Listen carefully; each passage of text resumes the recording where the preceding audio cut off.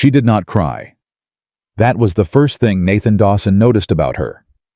Evelyn Carter had just stepped off the stagecoach into the dust of Harlan Creek, Montana, wearing her best dress and carrying a suitcase that held everything she owned in this world. And the man she had traveled 900 miles to marry had just told her, in front of every soul in town, that he had changed his mind. She did not cry. She did not beg.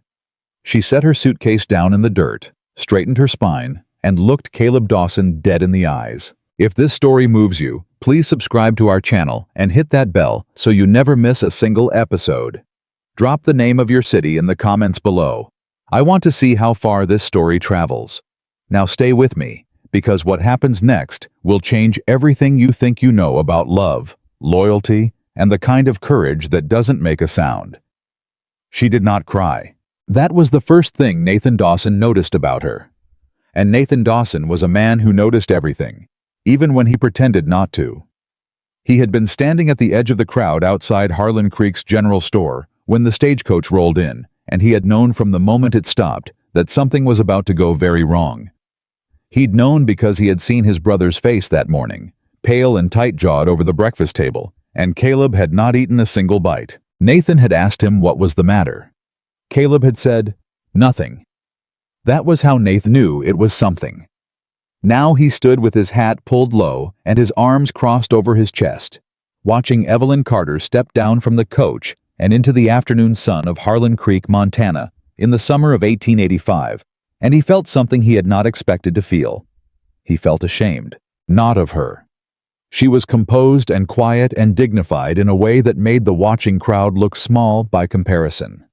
She wore a dark blue traveling dress that was dusty from the road, and she carried a leather suitcase in one hand and a small wooden box pressed against her chest with the other, like whatever was inside it mattered more than anything else she owned. Her hair was pinned up neatly, though a few strands had come loose from the journey. She was not what Nathan had imagined. She was more. She scanned the crowd with clear, steady eyes, looking for a face she recognized only from a single photograph. And then she found Caleb, and she smiled. Not a wide, giddy smile, but a quiet, relieved one. The kind a person gives when they have been holding their breath for a very long time, and they finally believe it's safe to exhale. Caleb did not smile back. He looked at the ground. Nathan closed his eyes for one brief moment. "Miss Carter," Caleb said. His voice was low, barely carrying. I need to speak with you." Evelyn walked toward him through the crowd, which parted for her slowly, the way water moves around a stone. She stopped a few feet in front of him and waited. Her chin was level. Her hands were steady, one still holding the suitcase, one still holding that wooden box. "I need to speak with you," Caleb said again, louder this time, as though repeating himself would somehow make what came next easier. About the arrangement." "All right," Evelyn said simply. "Speak." Caleb looked up then, just briefly, and Nathan saw his brother's face. The guilt in it, the cowardice in it, the desperate wish that he were somewhere else, anyone else. And Nathan felt his hands tighten at his sides. "I've been doing a lot of thinking," Caleb said. "And I don't think this is right, for either of us. I don't think we ought to go through with it." The crowd went completely silent. Evelyn stood very still. "Say that again," she said. Her voice was quiet, dangerously quiet. "So I understand you clearly." Caleb swallowed. "I've changed my mind, Miss Carter. I'm sorry for the trouble of the journey, but I just don't think—" "Look at me," Evelyn said. "Look at me when you say it." He did. It seemed to cost him something significant. "I've changed my mind," he said. She held his gaze for a long moment. Then she set her suitcase down in the dirt in front of her, very deliberately, as though she were putting down something heavier than luggage. She straightened up and looked at him with an expression that was not rage and was not grief. It was something colder and more precise than either of those things. "You brought me 900 miles, she said. "Yes, ma'am." "You wrote to me for 7 months." "Yes, ma'am." "You told me about the mountains in winter. You told me about the sound the creek makes when it's running high in spring. You told me—" She paused, just for a moment, and Nathan saw something move across her face before she controlled it. "You told me that you had been waiting your whole life for someone like me." Caleb said nothing. "And now you're standing in front of your whole town," Evelyn continued, "and you're telling me you've changed your mind." "I am," Caleb said miserably.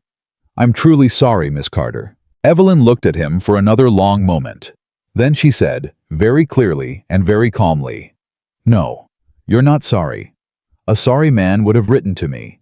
A sorry man would have sent word before I sold my furniture and gave up my classroom and got on a train and then a coach and spent the last of my savings on a journey I cannot reverse." She tilted her head slightly. "You are not sorry, Mr. Dawson. You are relieved. And you should at least have the decency to own that." The silence that followed was absolute.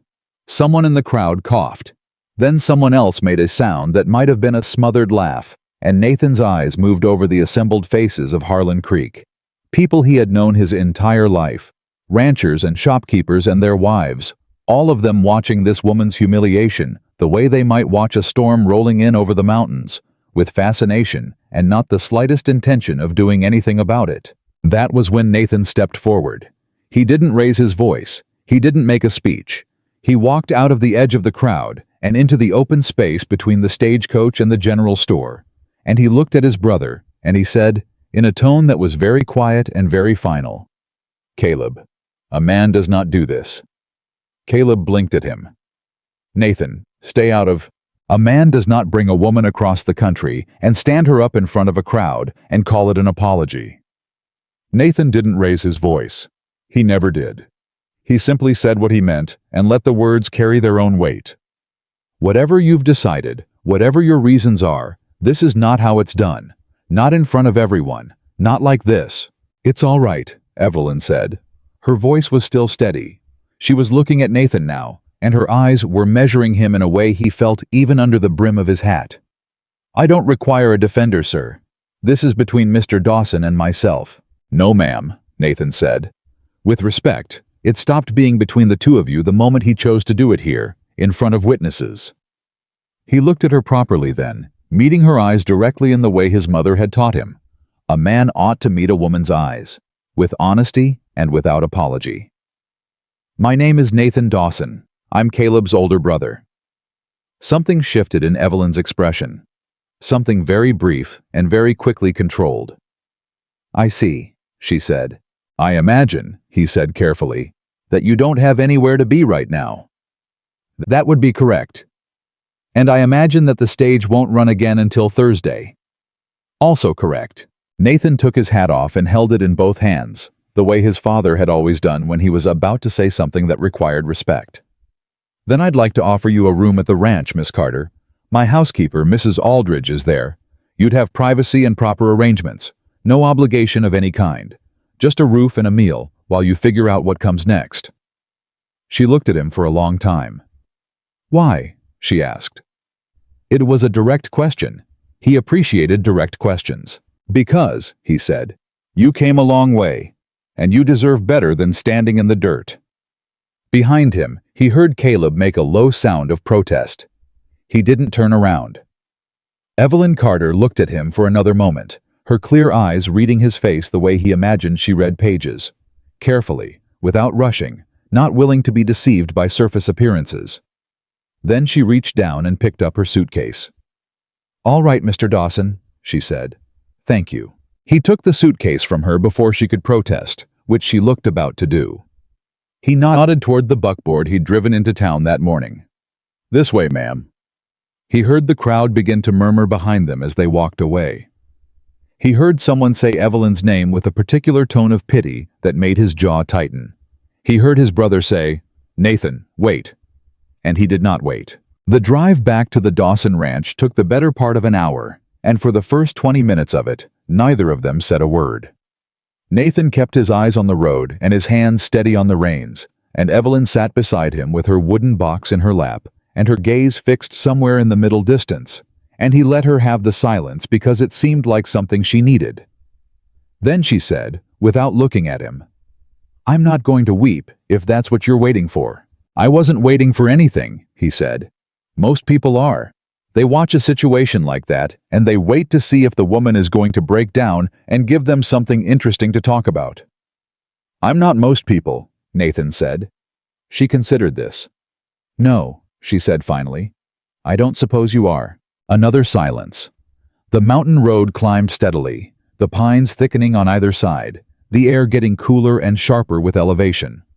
This was the country Nathan had grown up in and could not imagine leaving, the kind of landscape that got into a person's bones.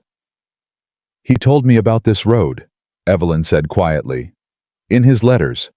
He said it smelled like cold water and pine sap in the evenings. Nathan's hands tightened almost imperceptibly on the reins. Did he? I was a very good writer. She paused. Better than I would have expected, given what I saw today. Nathan said nothing. He told me about the ranch, she continued. He told me the house was built by your father. He told me about the creek and the cattle, and the way the snow comes in October if the season turns early. She glanced at him sideways. He told me a great many things. Is that so? Nathan said, and his voice came out more carefully neutral than he intended. The letters were very specific, she said. Very particular, about details. The kind of details a man notices only if he's paying close attention. Another pause, a shorter one. Or if he actually wrote them himself. The wagon rolled over a rut in the road. Nathan kept his eyes forward. Miss Carter, he started. Don't, she said. Her voice was not loud, but there was something in it that stopped him as effectively as a hand on the reins. Don't tell me it was complicated. Don't tell me it was well-intentioned. Don't tell me there was a good reason. She turned to look at him fully then, and her eyes were very dark in the afternoon light and very steady.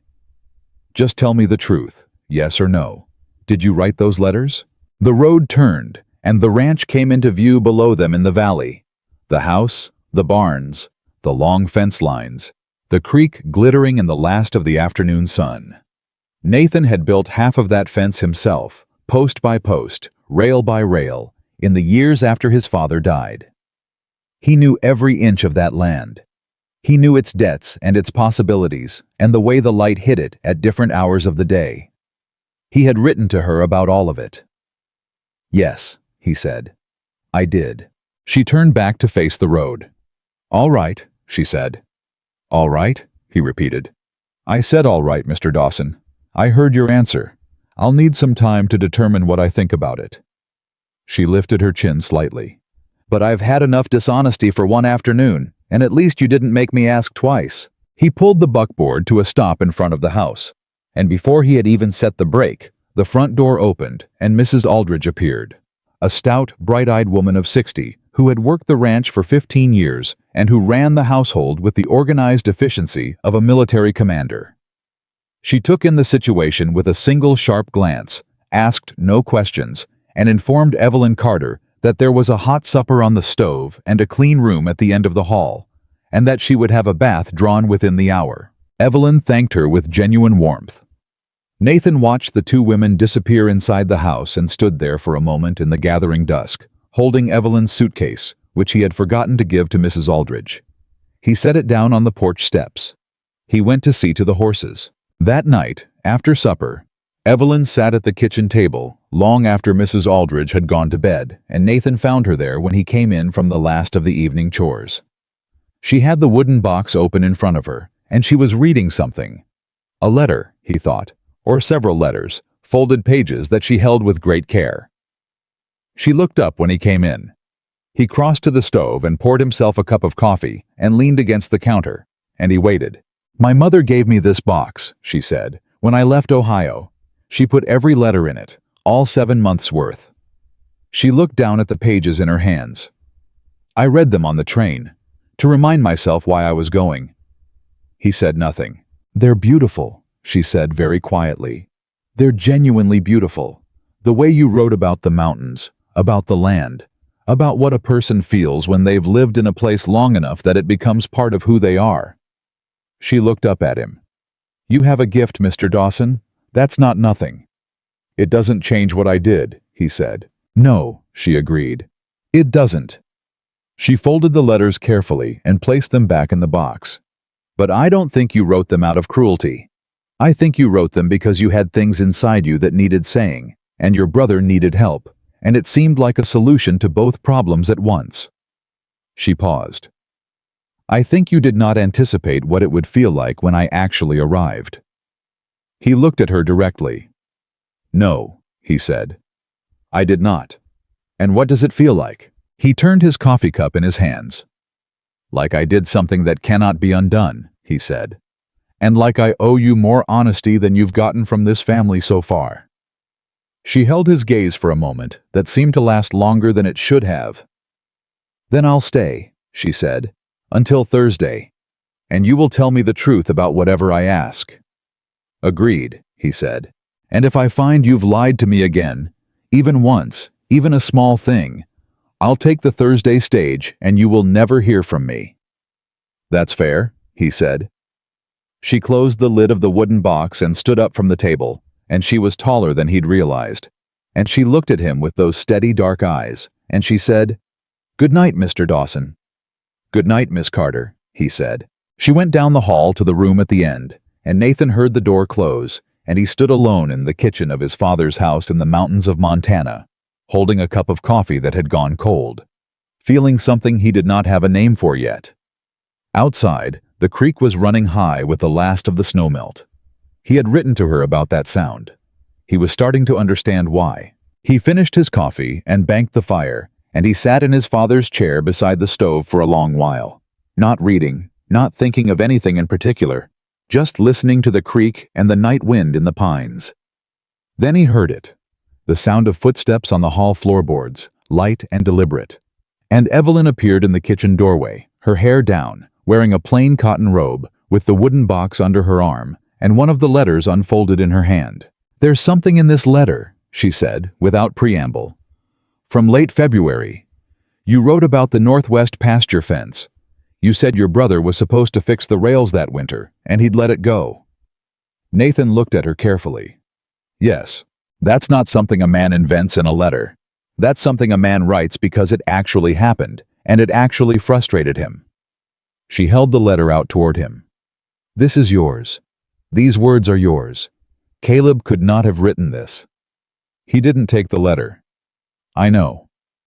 Then you knew all along that what you were doing was wrong. Yes, he said. I knew. She lowered the letter slowly. Then why did you keep going? How was quiet for a moment? The fire settled in the stove. The creek moved over its stones in the dark outside. Because, he said finally, by February, I had started to believe you were real. She looked at him for a long time. I am real, Mr. Dawson, she said softly. I know that now, he said. She folded the letter and went back to her room, and Nathan sat with the fire and the dark and the sound of the water, and he did not sleep for a very long time. The following morning, Caleb arrived at the ranch before breakfast. Nathan heard him coming up the road and stepped out onto the porch, and Caleb pulled his horse up short and sat there looking down at his brother with an expression that was somewhere between guilt and defiance, which was an expression Nathan had been reading on his younger brother's face since they were boys. She still here? Caleb said. She is, Nathan said. Nathan, I need you to understand. Come down off the horse, Nathan said. I just need to explain. Come down, Caleb. Caleb dismounted. He was several years younger than Nathan, lighter in build, with the same dark Dawson eyes, but none of the same stillness. He had always been a man in motion, always talking, always explaining, always reaching for some version of himself that he hadn't quite become yet. The letters, Caleb started. I know about the letters, Nathan said. She knows about the letters. Caleb's face went white. She figured it out herself. She's not a woman who misses much. Nathan leaned against the porch post. What I want to know is why. I wrote those letters because you asked me to. You told me you didn't know what to say to her. You said you needed help getting started. He paused. But you never told me you were planning to end it. Caleb looked away. I wasn't planning it. It just... She started to feel real, and She is real, Nathan said sharply, and then caught himself. He made himself be quieter. She is a real woman, Caleb. She was a school teacher in Ohio with a life she gave up. And you let her. I sent the money for the fare, Caleb said defensively.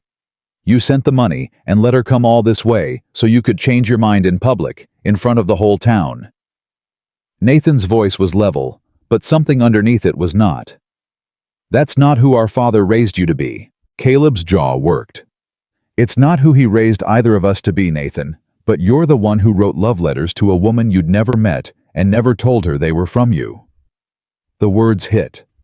Nathan absorbed them without flinching, because they were true, and he had raised himself to deal honestly with true things.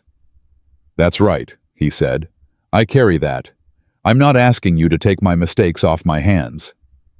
Then what are you asking me? I'm asking you to go inside and sit down with that woman and look her in the eyes and give her a real accounting of what happened and why. No excuses, no deflections, just the truth.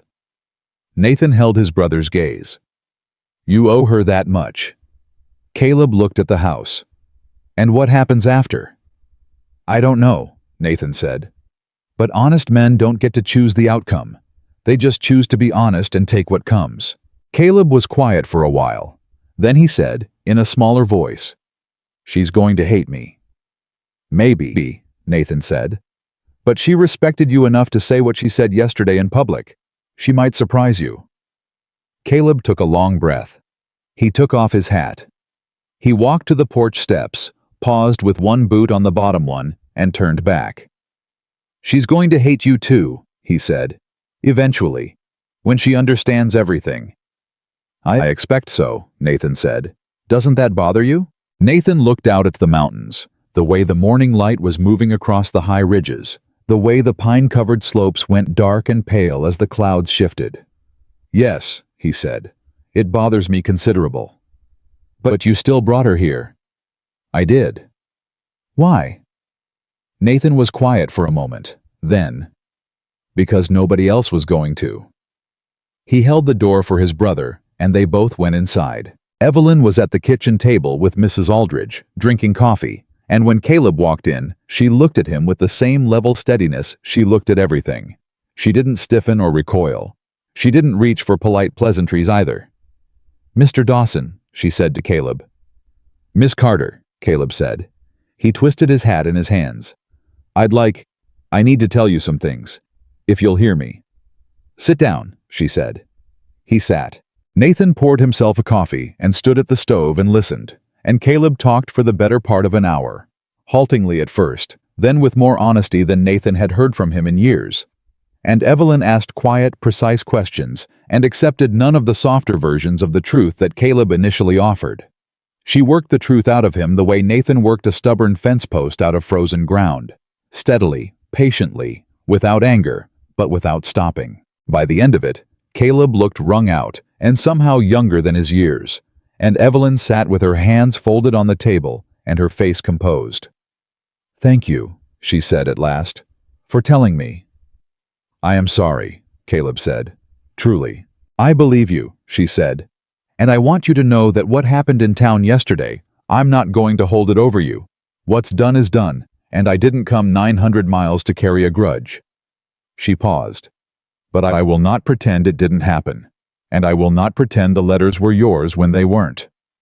She glanced briefly, almost involuntarily at Nathan, then back at Caleb. What I'd like now, from both of you, is simple honesty. That's all I'm asking. Can you do that? Caleb nodded. Yes, ma'am. Nathan said, yes. She looked at them both for a moment, and something in her expression softened just slightly at the edges. Not forgiveness exactly, but the first consideration of it. Then we can figure out what comes next, she said. Outside, the creek ran on over its stones, and the morning light moved across the mountains the way it always had, patient and unhurried, the way things moved in country that had been old long before any of them arrived and would be old long after. But something in the Dawson kitchen had shifted, and Nathan, standing at the stove with his coffee and his silence, felt it the way he felt a change in the weather. In his chest, somewhere below words, somewhere below reason. He did not yet know what to do with the feeling. but it was there. Evelyn stayed through Thursday, and then she stayed through the Thursday after that. She did not make a formal announcement about it. She did not ask permission or offer explanation. She simply did not get on the stage when it came through. And when Mrs. Aldridge set her place at the supper table that evening, as though nothing unusual had occurred, Evelyn sat down and passed the biscuits and asked Nathan about the northwest pasture fence, the one he had mentioned in the February letter, and whether he had gotten it properly repaired before the season turned. He told her he had. Mostly. She asked what mostly meant. He told her it meant the rails were good, but 2 of the posts had gone soft at the base, and he hadn't had time to replace them yet. She said that sounded like something that ought to be done before it became a larger problem. He agreed that it did. Mrs. Aldridge refilled the coffee cups and said nothing, but Nathan caught the particular quality of her silence and recognized it as the kind that contained a great deal of opinion being deliberately withheld. That night, he sat on the porch long after the lamp in the kitchen went dark, and he thought about the fact that Evelyn Carter had missed her stage, and he was honest enough with himself to admit that he was glad. He was not comfortable with that gladness. It sat in him like a stone he hadn't expected to find in his boot. Not painful exactly, but impossible to ignore. She had missed her stage. She was still here, and he had no idea what that meant, or what he was supposed to do about the way she looked at him across the supper table, like she was trying to read a book she hadn't quite figured out the language of yet. He went to bed. He did not sleep well. In the days that followed, Evelyn established herself in the Dawson household, the way water establishes itself in a landscape, quietly, persistently, finding the low places and filling them without making a fuss about it. She helped Mrs. Aldridge with the kitchen accounts, which had been kept in a manner that Mrs. Aldridge herself described as organized chaos, and within 2 days had them arranged into something that actually made sense. She mended the curtains in the front room that had been hanging crooked since the previous winter. She read in the evenings by the lamp, and sometimes she read aloud if Mrs. Aldridge was nearby, and the older woman would stop whatever she was doing and listen without admitting that she was listening. Nathan watched all of this from a careful distance. He was good at distance. He had been practicing it his entire life. What he was not prepared for was the morning he came in from the early feeding and found Evelyn standing at the kitchen table with the ranch's financial ledger open in front of her, her reading glasses on, a cup of coffee at her elbow, and an expression on her face that he recognized from the day she had made Caleb tell her the truth. The expression of a woman who had found something she had not been looking for and was not sure yet what to do with it. "Where did you get that?" he said. He kept his voice neutral with some effort. She looked up. "Mrs. Aldridge said I might look at it." She seemed relieved to have someone offer. She looked back down. "When did you last balance this?" "I balance it every month." "Then why are there 3 payments in November that don't match any corresponding receipts?" He crossed to the table and looked where she was pointing. He had seen those entries before. He had noted the discrepancy and set it aside to investigate later, and later had kept not arriving. "I don't know," he said. "And this?" She turned back 2 pages. "This charge in September. $42 to a surveying company. Did you commission a survey in September?" "No," he said slowly. "And you didn't notice this was here?" He looked at the entry. The handwriting was not his. He had never noticed that before because he had assumed, without examining it closely, that it was a charge from a vendor he didn't immediately remember. He had been busy in September. He was always busy. "No," he said. "I didn't notice." Evelyn took her glasses off and looked at him steadily. "Nathan, how long has Victor Blackwell been doing business in this county?" The name landed in the room like a thrown stone. Nathan pulled out the chair across from her and sat down. "Why are you asking about Blackwell?" "Because 3 of these unusual entries have his company name attached in the margin, and 2 more have initials that match his business partner, a man named Gerald Foss." She turned the ledger to face him and pointed. "Look." He looked. She was right. He had seen those initials and not thought much of them, had assumed they were vendor codes. He had not thought to read them as a name. "How did you know to look for that?" he said. "I taught school for 11 years, she said. Part of what I taught was basic accounting and legal literacy, because in Ohio, the farm families needed it. I learned to recognize the marks that dishonest men leave in documents, because I spent a lot of time helping families figure out why their money wasn't where they thought it was. She folded her hands on the ledger. Victor Blackwell is buying land in this county. I've heard his name 3 times in the past week from people who came to the ranch. Each time it was mentioned, the person saying it lowered their voice. That tells me something. Nathan was quiet. How much do you owe? She asked. On the ranch? Yes. I'm managing it, he said. That's not what I asked. He looked at the ledger. He looked at his hands. He had never in his life told another person the full accounting of what he owed, what he'd borrowed against the land to keep it running through the bad years, what he'd quietly taken on from his father's estate rather than let Caleb inherit a debt. He had carried it alone because that was what he did with everything. He carried it alone. Enough, he said finally. That a bad year would be a serious problem. And last year? The pause before he answered was long enough to be its own answer. Was a bad year, he said. Evelyn said nothing for a moment. She picked up her coffee cup and held it in both hands. Outside, one of the ranch dogs barked twice and then went quiet. All right, she said. I want to go through the full ledger, every entry, going back 3 years. Will you let me? Why? He said. You don't owe this ranch anything, Miss Carter. No, she agreed. I don't. She set the cup down. But I'm good at this, and you need someone who is, and the alternative is that I spend another week mending curtains and feeling useless. She met his eyes. Let me do something that matters. He studied her for a moment. She didn't look away. All right, he said. She put her glasses back on and reached for a pen. They worked through the ledger together that morning, and then through the afternoon, and by the time Mrs. Aldridge called them for the midday meal, they had found 7 entries that did not belong, totaling more than $200 in charges Nathan had not authorized and could not account for.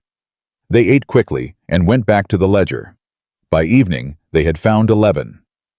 This didn't happen by accident, Evelyn said. No, Nathan agreed. Someone with access to these records has been adding charges and removing payment confirmations. She set down her pen.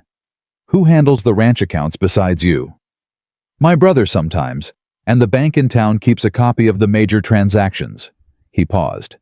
And the man who does the annual legal review, a lawyer named Simmons. Who introduced you to Simmons? Nathan thought back. It had been 3 years ago. He'd been looking for a new lawyer after old Pemberton retired. Someone had recommended Simmons to him. Victor Blackwell, he said quietly. The word sat between them. Evelyn took her glasses off again and pressed them against the bridge of her nose. Nathan, do you understand what I'm telling you? I'm starting to, he said. This ranch has been targeted. Someone has been quietly draining it and setting up a debt structure that will make it very easy for a buyer to come in when it fails. She was careful in how she said it, not dramatic, just precise. If I hadn't looked at this ledger today, if you'd gone another 6 months without looking closely, how much damage do you think would have been done? He thought about it honestly. Enough that I might have considered selling. And who do you think would have offered to buy? He was quiet for a moment. The fire was low in the stove. Mrs. Aldridge had gone to her room. The ranch settled around them in the dark, making its ordinary sounds. The creak of the house, the distant lowing of cattle, the creek. Tell me what we need to do, he said. She put her glasses back on. We need copies of everything. Every entry, every discrepancy, every unauthorized charge. We need the original loan documents and every payment receipt you have. And we need to find out who else in this county has had the same thing done to their books, because Victor Blackwell is not a man who moves on a single target. That could take weeks, he said. Yes, she agreed. It could. He looked at her across the table, at the lamplight on her face, at the pen in her hand and the ledger under her arm, and the absolute focused calm of someone who had found the thing they were built for. Miss Carter, he said. Evelyn, she said, without looking up from the page. We've been sitting at this table for 8 hours. I think you can use my given name." He was quiet for a beat. "Evelyn." She looked up. "Thank you," he said. She held his gaze for a moment, and something in her face did the thing it sometimes did. That brief, almost involuntary softening that she always caught and controlled before it went too far. "Don't thank me yet," she said.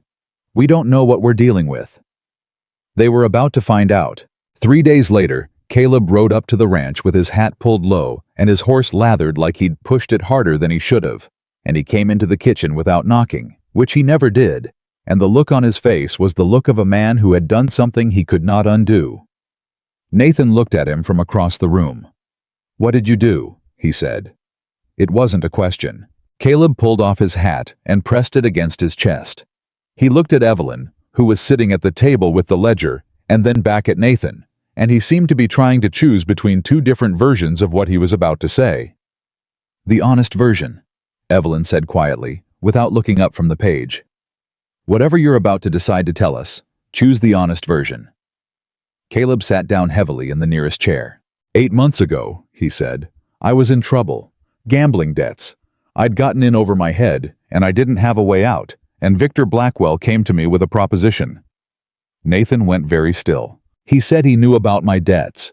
He said he could make them disappear if I told him." Caleb stopped.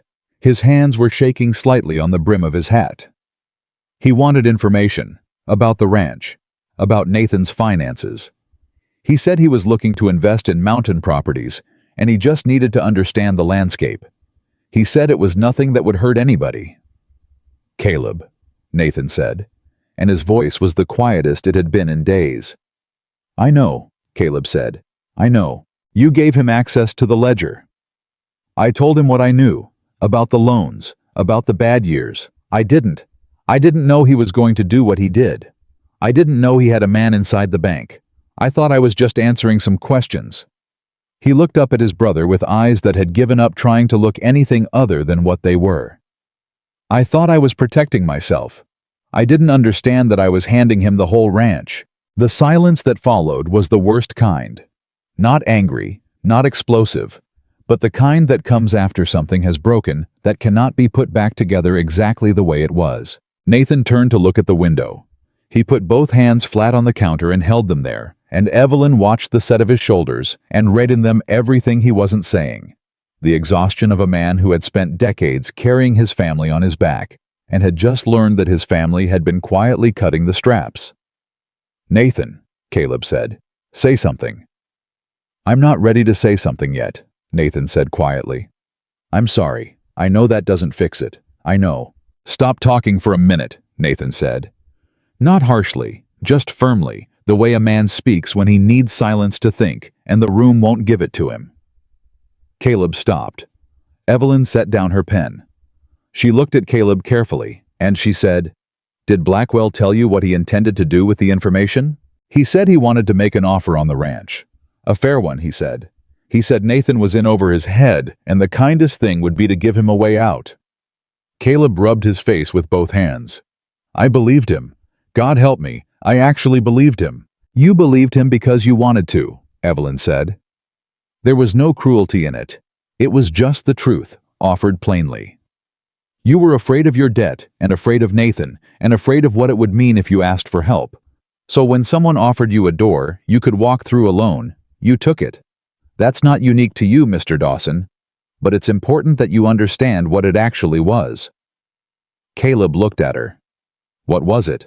"It was cowardice," she said, "and it cost your brother more than you know. But it's also not the end of the story, because you're here now, telling us, which means you have a choice about what you do next." She paused. "What made you come today?" Caleb reached inside his jacket and pulled out a folded paper. He set it on the table. "I ran into Gerald Foss at the saloon last night," he said. "He was drinking and talking more than he should have. He said Blackwell is planning to call in a debt against the ranch next month.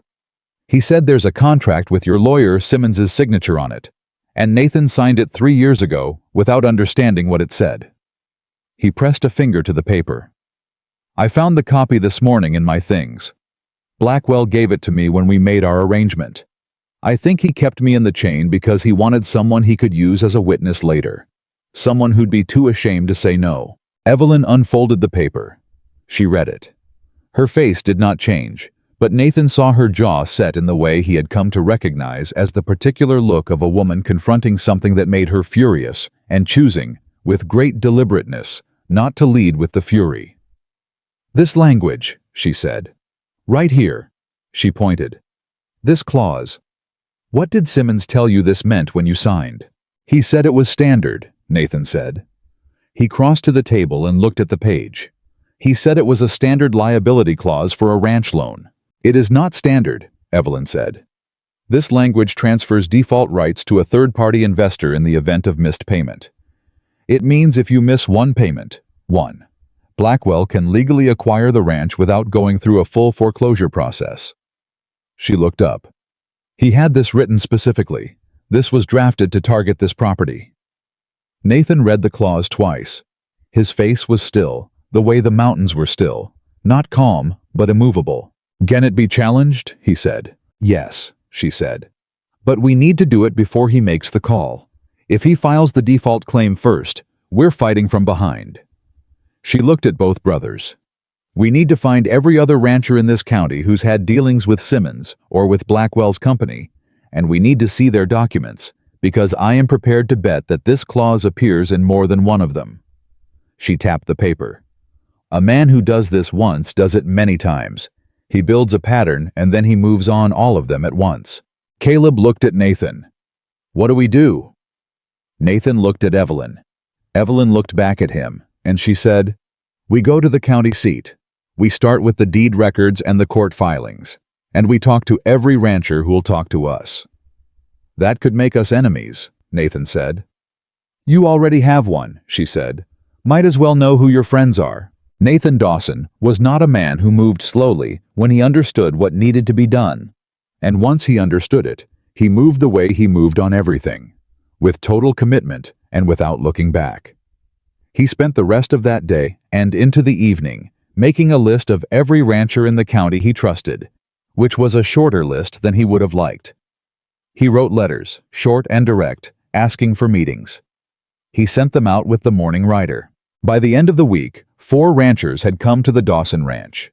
One of them, a wide-shouldered man named Pete Halsey, who ran cattle in the valley east of town, arrived with his own ledger under his arm and a look on his face like a man who had been trying to explain a headache for months and had just found out it was a fever. "I got the same clause," he said, before he was even fully through the door. He dropped the ledger on the table. "Right there. Same language, almost word for word. Simmons drafted my loan papers too. Said it was standard." He looked at Evelyn. "You're the woman who was supposed to marry Caleb Dawson." "That's right," Evelyn said. Halsey looked at Nathan. "And she's the one who found all this?" "She is," Nathan said. Halsey looked back at Evelyn with an expression that had moved past surprise and was heading somewhere close to respect. "Well," he said, "what do we do?" "Sit down," Evelyn said, pulling out a chair. "I'll explain what I think we're looking at, and then I want to see your records." Another rancher, a quiet woman named Clara Briggs, who ran a small horse operation up in the hills, arrived an hour after Halsey. She had the same clause in her papers. She had also, she told them, received a visit from Blackwell himself 2 weeks prior, during which he had been extremely pleasant and had made an offer to buy her property at what he described as a generous price. "I told him I wasn't interested in selling," she said. "He smiled and said he understood completely. He said he'd be in touch." She paused. "He said it the way a man says something when he knows you don't have a choice." "He thinks you don't," Evelyn said. "He's wrong, but we need to move before he makes his play." By the end of the week's meetings, they had documentation from 6 properties, all with the same clause, all with Simmons's name on the papers, all with charges in the ledgers that the owners had not authorized. Evelyn organized everything on the kitchen table in careful order and then stepped back and looked at it with her arms folded, and Nathan stood beside her and looked at it too. "He's been at this for years," Nathan said. "Yes," she said, "and people didn't see it because each of them thought their trouble was their own." "That's how it works," she said. Isolation is the mechanism. You make each person believe they're the only one struggling, and they're too ashamed to talk about it, and so nobody ever compares notes. She glanced at him sideways. Until someone comes along who has no stake in keeping up appearances. He looked at her. Is that what you are? I came here with nothing, she said simply. I have nothing to be ashamed of and nothing to protect. That makes it easier to ask questions. He was quiet for a moment. You have more than you came with, he said, and he said it carefully, not wanting it to mean more than he could stand behind. She looked at him for a beat, reading the words the way she read everything. Maybe, she said. That was the night Caleb found the second document. He had gone back through the papers Blackwell had given him over the course of their arrangement. He hadn't destroyed them, which Nathan said nothing about, but privately thought was either guilt or unconscious foresight. And in a leather folder he hadn't opened since the previous autumn, he found a letter. Not a legal document. A letter, handwritten, from Blackwell to Foss, discussing the timeline for the Dawson acquisition, and one other detail that none of them had known. Blackwell had a contact inside the county recorder's office. Someone who had been altering deed records. Not dramatically, not removing names or rewriting titles, but quietly adjusting survey boundaries and recording dates. The kind of changes that would not be obvious until someone tried to prove a legal claim and found that the official record did not quite match the original. Caleb brought the letter to Nathan at 10 o'clock that night, and Nathan brought it to Evelyn, and the three of them sat at the kitchen table in the lamplight and read it twice. If he's altered the deed records, Evelyn said, then even if we win the debt challenge, he can try to invalidate the underlying title. Can he do that? Caleb said. Not if we get to the recorder's office before he makes his move and request a certified copy of the original filing. She looked up.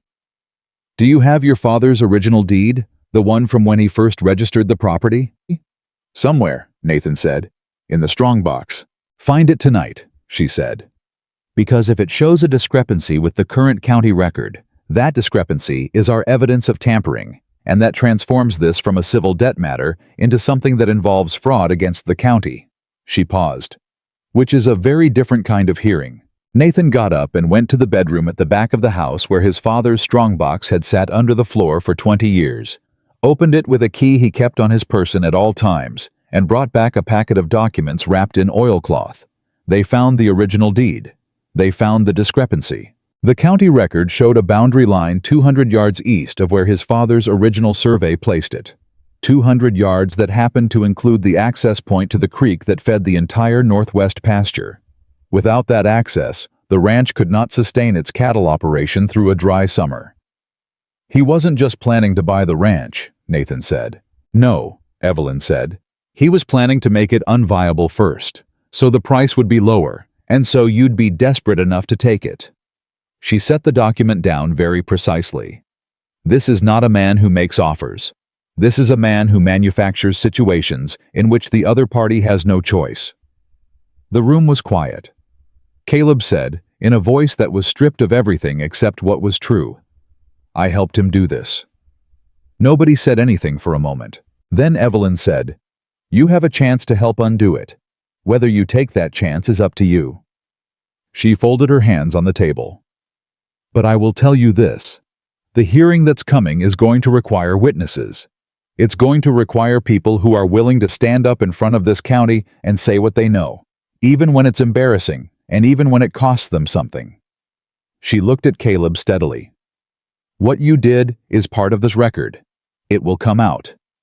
The question is whether it comes out because Victor Blackwell puts you on the stand as his witness, or because you stood up first and told the truth yourself. Caleb stared at the table. That's not an easy thing to face, Nathan said, and there was something in his voice that had moved beyond anger into something older and more complicated. Something that sounded, underneath everything, like the specific grief of a man who loves his brother and has been hurt by him and is not going to stop loving him because of it. Caleb heard it. His eyes went bright at the edges, and he pressed his mouth together hard. No, he said quietly. It's not. But you came here today, Nathan said. You came with the letter. You didn't have to do that. I know. That counts for something. Caleb looked at his brother for a long moment, and then he looked at Evelyn, and then he looked at the documents spread across the table, and he said, with the kind of quietness that comes after a man has stopped performing and started simply being honest, "Tell me what I need to do." Evelyn picked up her pen. "Start at the beginning," she said. "Tell me everything Blackwell said to you, from the first conversation. Every detail. I'm going to write it down, and you're going to sign it, and it's going to be part of what we bring to that hearing." Caleb nodded. He started talking. Nathan sat beside him, and he did not leave. Caleb talked for 2 hours that night. He talked until his voice went rough, and Mrs. Aldridge brought coffee nobody had asked for, setting it down quietly on the edge of the table and disappearing again without a word, because she was a woman who understood when a room needed witnessing and when it needed space. Caleb talked about the gambling debts first, how they had started small, the kind of thing a young man tells himself he can manage, and how they had grown the way all small bad things grow when a person refuses to look at them directly. He talked about the night Blackwell had found him, not the other way around, which Nathan noted but did not interrupt to address. He talked about the meetings in the back room of the saloon in Harlan Creek, the careful way Blackwell had laid out the arrangement like it was a reasonable business transaction between two men who both stood to benefit. He talked about the moment he had understood, too late, that he had been played, not by a man who needed information, but by a man who had already decided what he wanted and needed someone inside the Dawson family to hand it to him without understanding what they were handing over. Evelyn wrote everything down in her precise, economical hand, and she did not comment and she did not judge. And when Caleb stopped, she asked a question that took the account forward. And when he drifted toward softening a detail, she asked the question again in a different way until she got the version that was true. Nathan sat at the end of the table and listened, and he felt many things over the course of those 2 hours, but mostly he felt tired. The specific, bone-deep exhaustion of a man who has been carrying a secret weight without knowing it and has just been told how heavy it actually was. By midnight, they had 12 pages of Caleb's accounting, signed and dated at the bottom in his unsteady hand. Evelyn blotted the last page and set it with the others and took off her glasses and pressed the heels of her hands against her eyes for a moment. "This is enough to bring to a judge," she said. "Combine it with the deed discrepancy and the altered ledger entries and the 6 other properties with the same clause, and we have a pattern. Courts respond to patterns. Blackwell has lawyers," Nathan said. "We have evidence," she said. "Good lawyers are useful. Evidence is more useful." "He also has the county recorder in his pocket." "Then we go over the county recorder," she said. "We file with the territorial court in Helena. They have jurisdiction over deed fraud, and they're far enough from Harlan Creek that Blackwell's local influence doesn't reach." She looked at Nathan directly. "But we have to move fast. If he gets word that we've been talking to the other ranchers, he'll try to file the default claim before we can challenge it, and then we're fighting on his schedule instead of ours." Nathan looked at the clock on the wall. "How fast?" "3 days," she said. "I need 3 days to organize everything into a proper filing. And I need you to ride to every rancher on that list and get their signed statements before the week is out." "That's 30 miles of riding," he said. "Can you do it?" He looked at her. The lamp was burning low, and she looked tired and absolutely certain. And there was something about the combination of those two things that made it difficult to look away. "Yes," he said. She nodded and picked up her pen and went back to the documents, and Nathan drained the last of his cold coffee and pushed back from the table and said, "Get some sleep first. It won't help anyone if we make mistakes because we're exhausted." She glanced up. "I'm not tired." "You've been at that table for 11 hours, he said. "I'm aware of that." "Evelyn." She stopped at the sound of her name in his voice, which had a quality to it she had not heard from him before. Not an order, not a request exactly, but something quieter and more careful than either. She looked at him. "Sleep," he said. "We start again at first light." She held his gaze for one moment, and then she did something he did not expect. She almost smiled. Not fully. It didn't quite make it, but it was there at the corner of her mouth for just a second before she controlled it. "It's all right, Mr. Dawson," she said. "Nathan," he said. "We've been at this long enough." All right, she said. Nathan. She gathered her papers and went down the hall, and Caleb, who had been sitting quietly at the other end of the table, watching his brother. The way a man watches a fire he isn't sure is going to warm him or burn him, said, "You know this is going to get worse before it gets better." "Most things do," Nathan said. "He's going to come after her," Caleb said.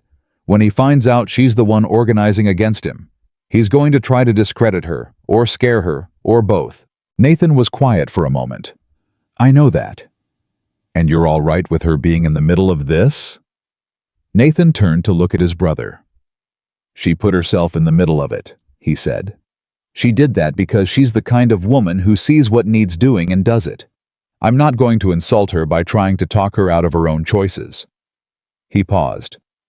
"What I'm going to do is make sure she isn't alone while she makes them." Caleb studied him for a moment. "You love her," he said. It wasn't an accusation.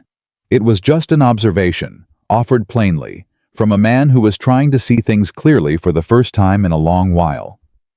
Nathan picked up his hat from the peg by the door. "Go home, Caleb," he said.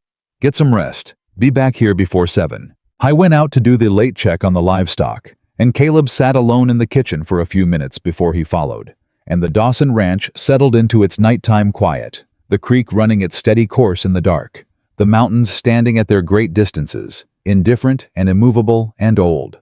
The next morning, Nathan was on horseback before the sun cleared the eastern ridgeline, riding the circuit of ranches, with a leather bag of documents across his pommel and Evelyn's careful instructions in his coat pocket. She had written a summary for each rancher. Clear, simple language, no legal complexity, just the facts of what had been done to them and what they could do about it. And she had ended each one with the same sentence. "You are not alone in this, and you did not deserve what was done to you." He delivered 11 of those summaries before sundown. 9 ranchers agreed to sign statements. 2 were afraid. He didn't push the 2 who were afraid. He left Evelyn's summary with each of them and said quietly that the hearing would happen whether they came or not, and that their absence would be understood, but that their presence would matter. He left it at that. He had found in his years of dealing with people in difficult circumstances that a man who tries to force courage out of someone who isn't ready for it usually just gets a better quality of refusal. He was back at the ranch by 8 that evening, and Evelyn met him at the door, which surprised him. She was still in her work dress, with ink on her fingers and her hair coming down from its pins, and she had the look of someone who had been waiting for information and had been managing the waiting poorly. 9, he said, before she could ask. She closed her eyes briefly. "That's enough," she said. "That's more than enough." 2 were scared. "That's all right." She stepped back to let him inside. "I've been drafting the territorial court filing. I want you to read it tonight. You know things about how Blackwell operates in this county that I might not have accounted for." "Let me wash up first," he said. "Of course, supper's on the stove." He stopped in the doorway. "You cooked?" "Mrs. Aldridge showed me where the pots were," she said, and she said it with the particular dignity of a woman who was not entirely sure the result had been successful and was not going to invite comment on the subject. He washed up and came to the table and ate what she had made, which was a beef stew that was somewhat heavier on the salt than strictly necessary, but was hot and filling, and he said nothing about the salt. And she watched him eat with the faintly tense attention of someone awaiting a verdict they will not ask for aloud. "It's good," he said. She looked relieved in a way she immediately tried to suppress. "It's adequate," she said. "It's good, Evelyn." She sat down across from him and opened her draft filing, and they talked through it for the next 2 hours. Nathan asking questions about things he didn't understand and correcting 3 details about local property boundaries that she had estimated wrong, and Evelyn making changes in her small, careful handwriting as they went. By 10 o'clock it was done. She set the pen down and looked at it. "It's as strong as I can make it," she said. "It's strong," he agreed. "Are you frightened?" she asked. He thought about it honestly, which was the only way he knew how to think about anything. "Not of the hearing," he said. "Of what happens to the people depending on this if it goes wrong." She nodded slowly. "That's the right thing to be frightened of," she said. They sat in the kitchen for a moment, in the comfortable quiet that had grown up between them over the past weeks, the kind of quiet that two people only develop when they have spent enough honest hours together. That silence stops being awkward and starts being simply another way of being in the same room. "Why did you stay?" he asked. It came out more directly than he'd intended, but he didn't take it back. She was quiet for a moment. "Which time?" "The first Thursday, when you missed the stage." She looked at her hands, at the ink still on her fingers. "I told myself it was because I hadn't finished being angry yet," she said. "I told myself I needed to understand the full accounting of what had been done before I could decide what to do about it." She paused. That was true, but it wasn't the whole truth. What was the rest of it? She looked up at him. "The letters," she said. "The real ones. The ones you actually wrote. I kept reading them on the train and in that first week, and I kept thinking, this man is real. Whoever wrote these words is a real person, not an idea of a person. And I wanted to know if the real person matched the letters." She tilted her head slightly. "He does. Mostly." "Mostly," he repeated. "The letters were more forthcoming," she said, and there was something in her voice that was almost teasing, which startled him because he had not known she had that in her. "On paper you told me things about yourself that you would not say out loud in person." "I didn't know the person on paper was going to be sitting across my kitchen table," he said. "No," she agreed. "I expect that changes things." She folded her hands. "Does it? Change things?" He looked at her steadily. "Yes," he said. "It makes them more complicated." "Complicated how?" "Because on paper," he said slowly, "it's just words. It doesn't cost you anything to be honest on paper. You write it down and fold it up and it goes away. But here, with a person sitting across from you who has earned the right to hear the truth." He stopped. He tried again. "It's harder," he said. "The honest things are harder to say when the person is real and present and going to have to live with what you tell them." She was quiet for a moment, watching him. "Then don't say them yet," she said. "Say them when you're ready." He looked at her. "And if I'm not ready for a long time?" "I'm not going anywhere," she said, simply, clearly, as though she had decided it some time ago and was only now saying it out loud. Something in Nathan Dawson's chest shifted, quietly and irrevocably, the way ground shifts in spring when the frost goes out. No sound, no drama, just a change in what was solid. He nodded. "All right," he said. They went to bed, and in the morning they rode to Harlan Creek together to file the papers. That was when Victor Blackwell made his first move. They were coming out of the freight office. Nathan had used it to send the territorial court filing by express rider rather than the regular post, because speed mattered now, and he wasn't willing to trust the regular post with something this important. When Gerald Foss stepped off the boardwalk and directly into their path, how was a narrow-faced man, with the particular smoothness of someone who had spent his life saying things that weren't true in tones that sounded reasonable, and he looked at Evelyn with an expression that was careful to seem pleasant. "Miss Carter," he said, "I understand you've been busy." "Mr. Foss," she said. She did not slow down. He matched his step to hers. "Mr. Blackwell asked me to pass along his regards. He says he hopes you've found Montana to your liking, given the unexpected nature of your arrival."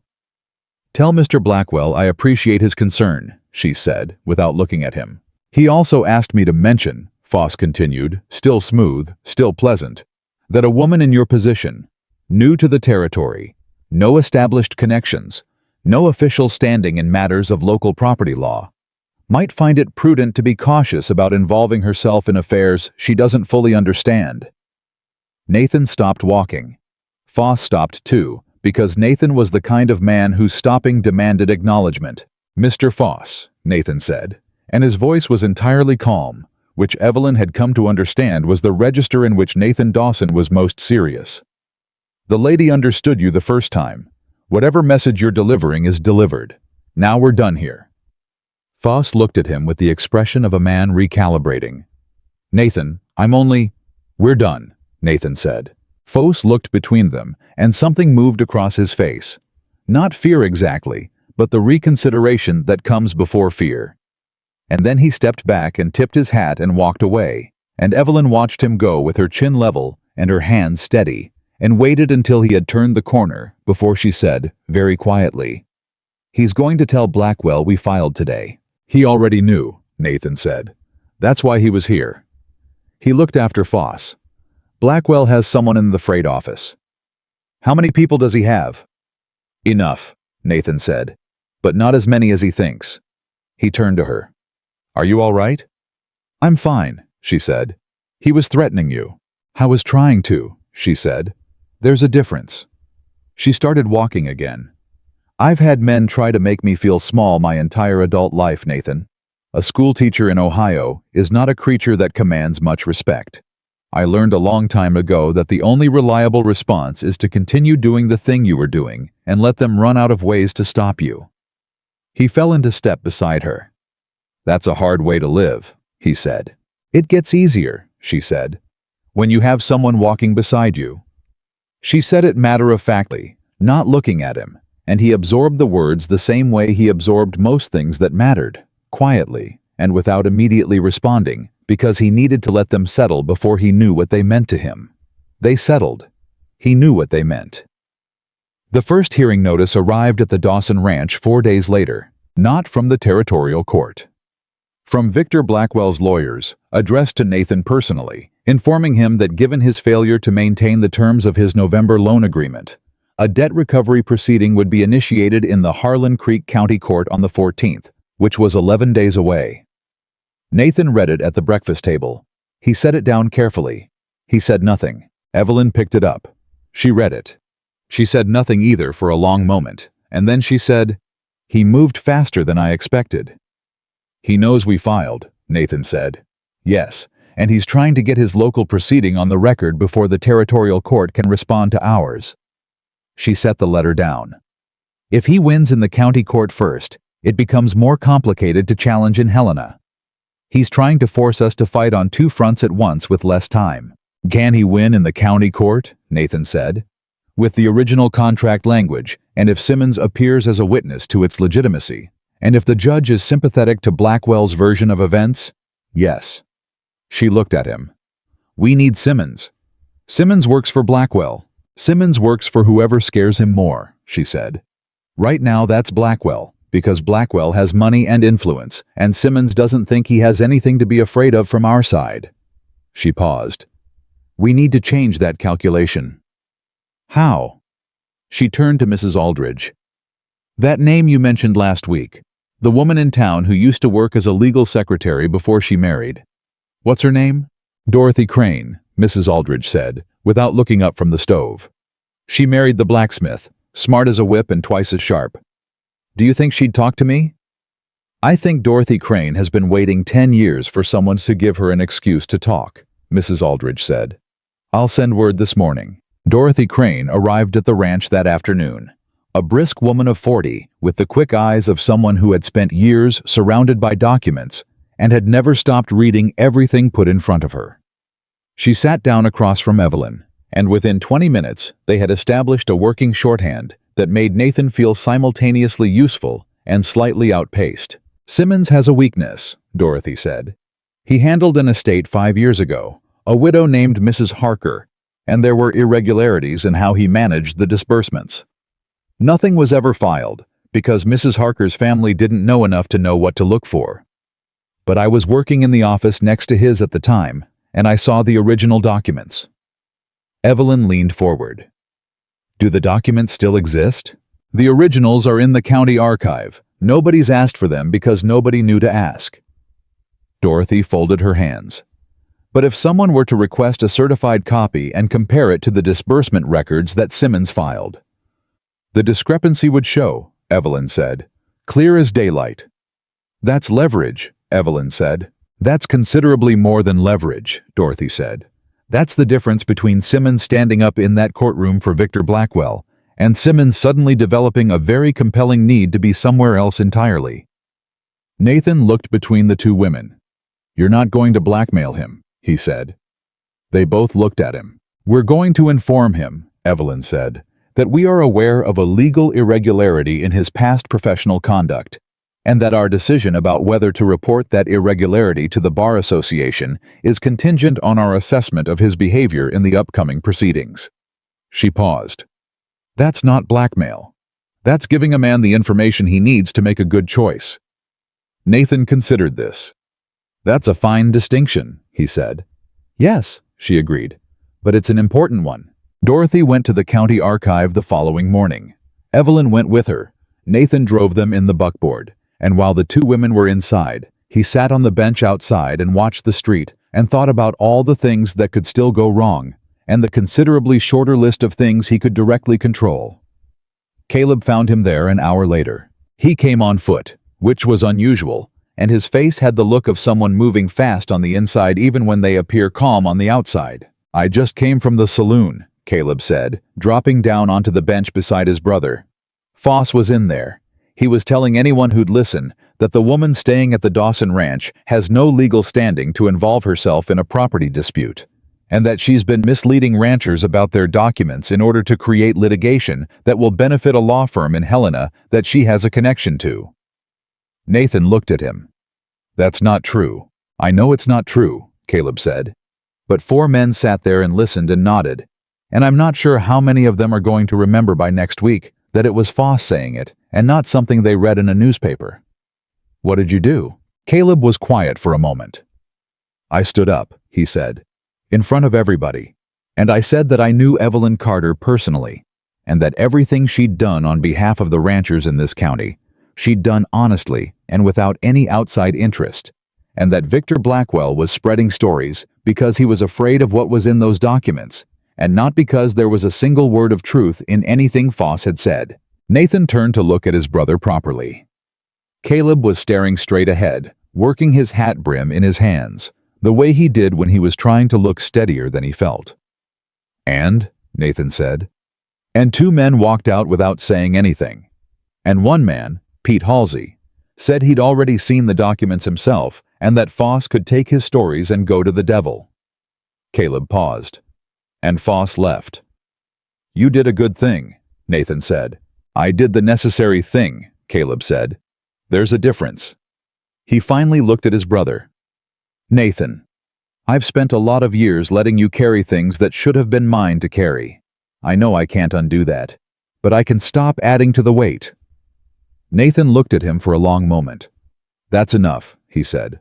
For now, that's enough. The door to the county archive opened, and Evelyn and Dorothy came out together, Evelyn carrying a flat leather case with the careful attention of someone transporting something fragile. She looked at Nathan on the bench, and then at Caleb beside him, and she read the air between the 2 brothers with the quick accuracy she brought to everything. Good news? Nathan asked. Better than good, she said. She patted the leather case. The originals are exactly what Dorothy said they were, every discrepancy documented. She looked at Caleb. What happened? Caleb told her about the saloon. She listened without interrupting. When he finished, she said, Thank you, genuinely. That mattered. Caleb nodded and looked at the ground. It's the least I could do. It's more than least, she said. It was the right thing in the right moment, and those are harder to do than people think. She turned to Nathan. We need to arrange a meeting with Simmons, today, if possible, before Blackwell gets to him first. Nathan stood up. I know where his office is. I know, she said. I need you to come with me, not to talk, just to be there. She met his eyes. A woman walking in alone to confront a man about legal irregularities is easier to dismiss. A woman who has Nathan Dawson standing behind her is a different proposition. He looked at her for a moment, at the leather case and the set of her jaw and the absolute clarity of what she intended to do. You know, he said, for someone who said she didn't require a defender, you've gotten comfortable with having one. The corner of her mouth moved. I said I didn't require rescuing, she said. There's a difference. He picked up his hat. Let's go see Simmons, he said. The lawyer's office was a narrow room above the dry goods store, and Simmons himself was a thin, prosperous-looking man of 50, with the habitual nervousness of someone who had spent his career doing things he preferred not to think about too carefully. He looked up when they came in, and his face went through 3 different expressions in quick succession: recognition, professional pleasantness, And then something underneath both of those that was closer to the calculation of a man trying to determine how much the people across his desk actually knew. Evelyn set the leather case on his desk and opened it and laid the documents out in front of him without speaking. And she let him look at them for a full minute before she said anything at all. Then she said, "We're going to talk about the Harker estate disbursements. And then we're going to talk about the Dawson loan contract. And then you're going to make a decision about what kind of man he for the next 11 days. Simmons looked at these documents. He looked at Evelyn. He looked at Nathan, who was standing slightly behind her and to her left, saying nothing, his hat in his hands and his expression. The particular mountain stillness that communicated, without any ambiguity, that he had nowhere else he needed to be and was entirely prepared to remain in this room for as long as the situation required. "I want to be clear," Simmons said carefully, "that the Dawson contract was drafted to standard." "Mr. Simmons," Evelyn said, "I've spent 11 years teaching students to read carefully. Please don't waste both our time by starting with the version of events that you'd prefer, I believe." She placed her finger on one of the archived documents. "I want to talk about this entry, and I want the truth." A long silence settled over the office. Simmons looked at the entry. Then he sat back in his chair, and he looked at the ceiling, and he let out a breath that had a great deal of history compressed into it. "What do you want from me?" he said. "The truth," Evelyn said, "in writing, signed, and your absence from Victor Blackwell's witness list." Simmons was quiet for a long moment.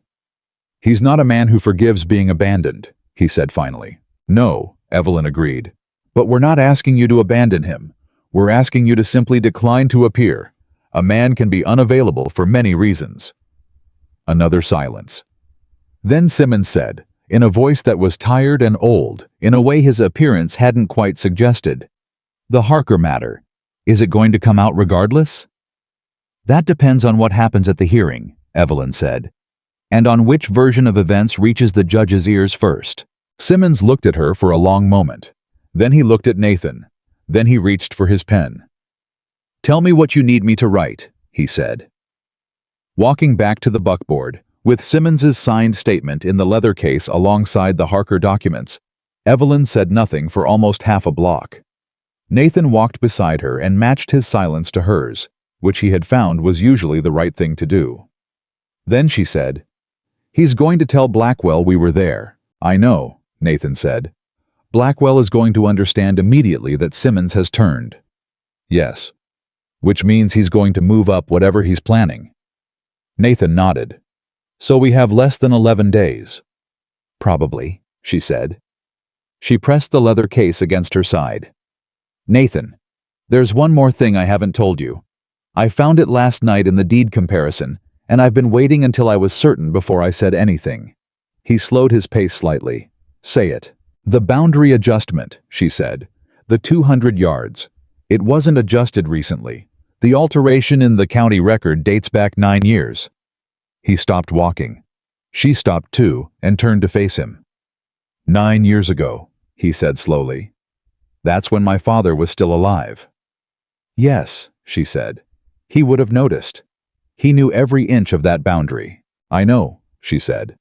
Which is why I went back through the archive and pulled the probate records from when he died. She met his eyes steadily.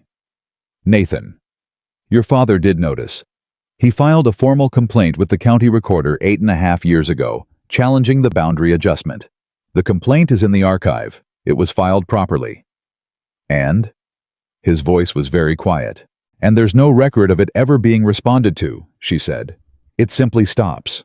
The complaint exists, and then nothing. The silence between them held everything that neither of them said. The shape of a wrong that had been done before any of them knew to look for it.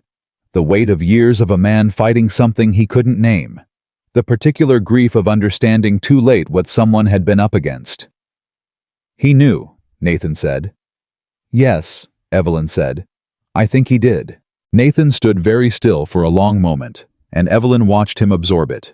The way he absorbed all hard things, without flinching, without looking away, just taking the full weight of it and standing under it until he was sure he could carry it forward.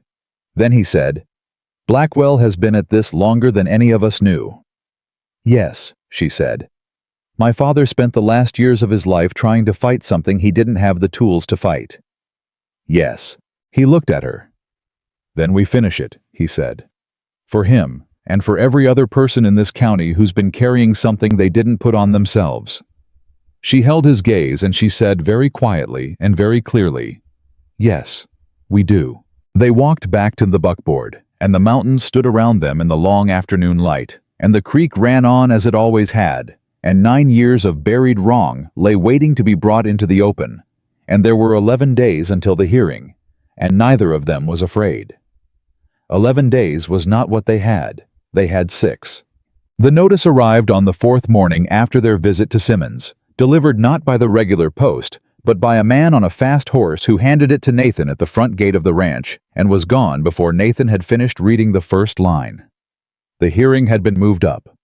Victor Blackwell's lawyers had filed an emergency motion citing deterioration of the debt situation and requested an expedited proceeding, and the county judge, a man named Aldous Pratt, who Nathan knew slightly and trusted not at all, had granted it 6 days. Nathan brought the notice inside and set it on the kitchen table without a word. Evelyn read it. Dorothy Crane, who had become a near-permanent fixture at the ranch table over the past week, read it over her shoulder. Neither of them spoke for a moment. Then Dorothy said, "Pratt granted the motion." "Yes," Nathan said. "Pratt has dinner with Blackwell's business partner twice a month," Dorothy said. "I should have anticipated this." "Can we challenge the expedited motion?" Evelyn said. "In theory," Dorothy said. "In practice, by the time a challenge is heard, the original hearing will have already happened." Evelyn set the notice down and folded her hands on top of it, and looked at the table for a moment, in the particular way she looked at things when she was moving fast on the inside and had decided not to let it show on the outside. Then she looked up at Nathan. "How many of the ranchers can we get to Harlan Creek in 6 days?" "All of them who signed," he said. "If I go today." "Then go today," she said. "Don't send word. Go in person. Tell them the date changed and that their presence matters more than their signature at this point. A signed statement is evidence. A living person standing up in that courtroom is something a judge has to look at directly, and that's harder to dismiss." She paused. "And Nathan, ask the 2 who said no. Ask them again." He looked at her. "You said you weren't going to push the ones who were afraid." "I'm not asking you to push them," she said. "I'm asking you to give them the chance to change their minds. There's a difference." She met his eyes. 6 days changes things. When people understand that the moment is actually here, sometimes the fear shifts. Sometimes the thing that kept them quiet is smaller than the thing that would come from staying quiet. He held her gaze for a moment, and then he picked up his hat. "I'll be back by nightfall."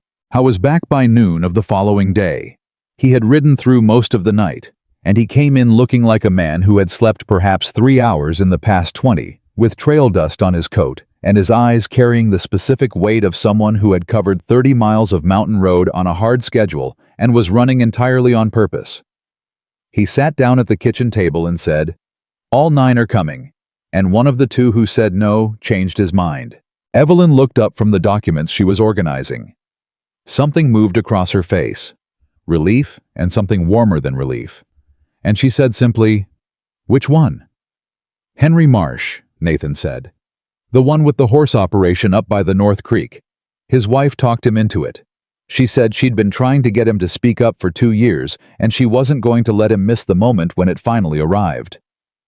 "God bless her," Dorothy said, from across the table.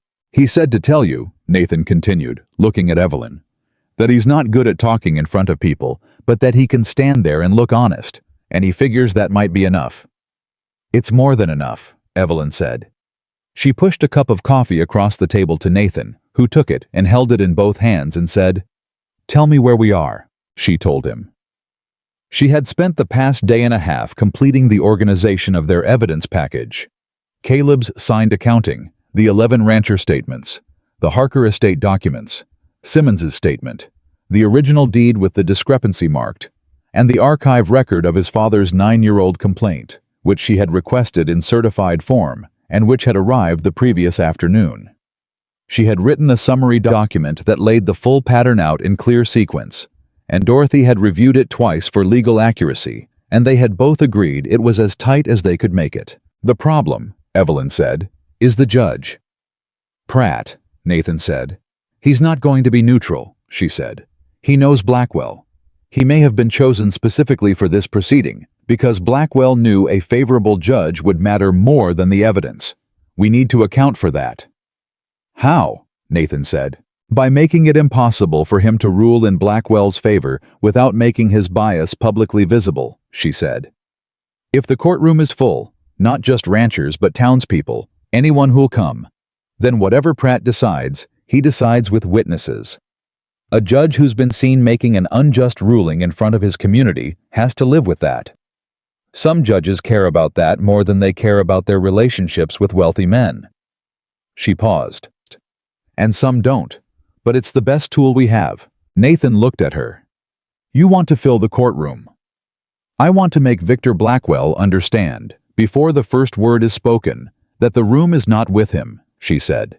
"A man who expects to perform in an empty theater finds it more difficult when the seats are occupied." Nathan turned to Dorothy. "Can you spread the word?" Dorothy was already reaching for her coat. "I've been waiting 6 days to spread the word," she said. "Give me until tomorrow evening." She was gone before Nathan had finished his coffee. He sat for a moment in the quiet that followed, looking at the evidence documents spread across the table, and then he looked at Evelyn, who was making a final notation on the summary page with the focused precision that he had come to think of as her natural state. "Evelyn," he said. She finished the notation before looking up. "Yes. When this is over," he said, "whatever way it goes, I want to talk to you about things that aren't documents and court filings." She looked at him with the same careful steadiness she brought to everything, and for a moment she didn't say anything, and he made himself hold the silence without filling it. "When it's over," she said. "Yes, we'll talk." He nodded. He stood up. "I'm going to check on the livestock and get a few hours of sleep," he said. "Wake me if anything comes in." "Nathan," she said. He turned. "You rode 30 miles through the night to bring back 10 witnesses," she said. "You know this land better than anyone alive. You've been the right person for every moment of this." She held his gaze. "Whatever happens in that room, you've already done what needed doing." He stood in the doorway for a moment, holding his hat, and the words landed in him the way the right words always do. Not with noise, but with weight. "Get some sleep too," he said. "I went to check on the horses." She went back to the documents, and neither of them slept very much. Caleb came the following morning with news that changed everything and nothing at the same time. He came fast, the way he always came when something was wrong, and he went straight to the kitchen where Nathan and Evelyn were sitting over the morning's last review of the documents, and he said, without preamble, "Blackwell knows about Simmons." Nathan set down his coffee cup. "How?" Simmons told him, Caleb said. "Or someone who works for Simmons told someone who works for Blackwell. It doesn't matter which. The point is, Blackwell knows Simmons isn't going to appear for him, and he's been in his lawyer's office since yesterday afternoon, and Foss has been riding hard since this morning." He paused. "There's something else." "Say it," Nathan said. "Blackwell is going to call me as a witness," Caleb said. "His lawyer sent notice this morning. They're going to put me on the stand and ask me about my arrangement with Blackwell, and they're going to present it as evidence that Nathan's own brother knew the ranch was financially unstable and sought outside assistance, which will make it look like the debt situation was commonly understood and uncontested." The room was very quiet. "He's going to use you to discredit Nathan," Evelyn said slowly. "Yes," Caleb said. "Except he doesn't know that I've already signed a statement for you.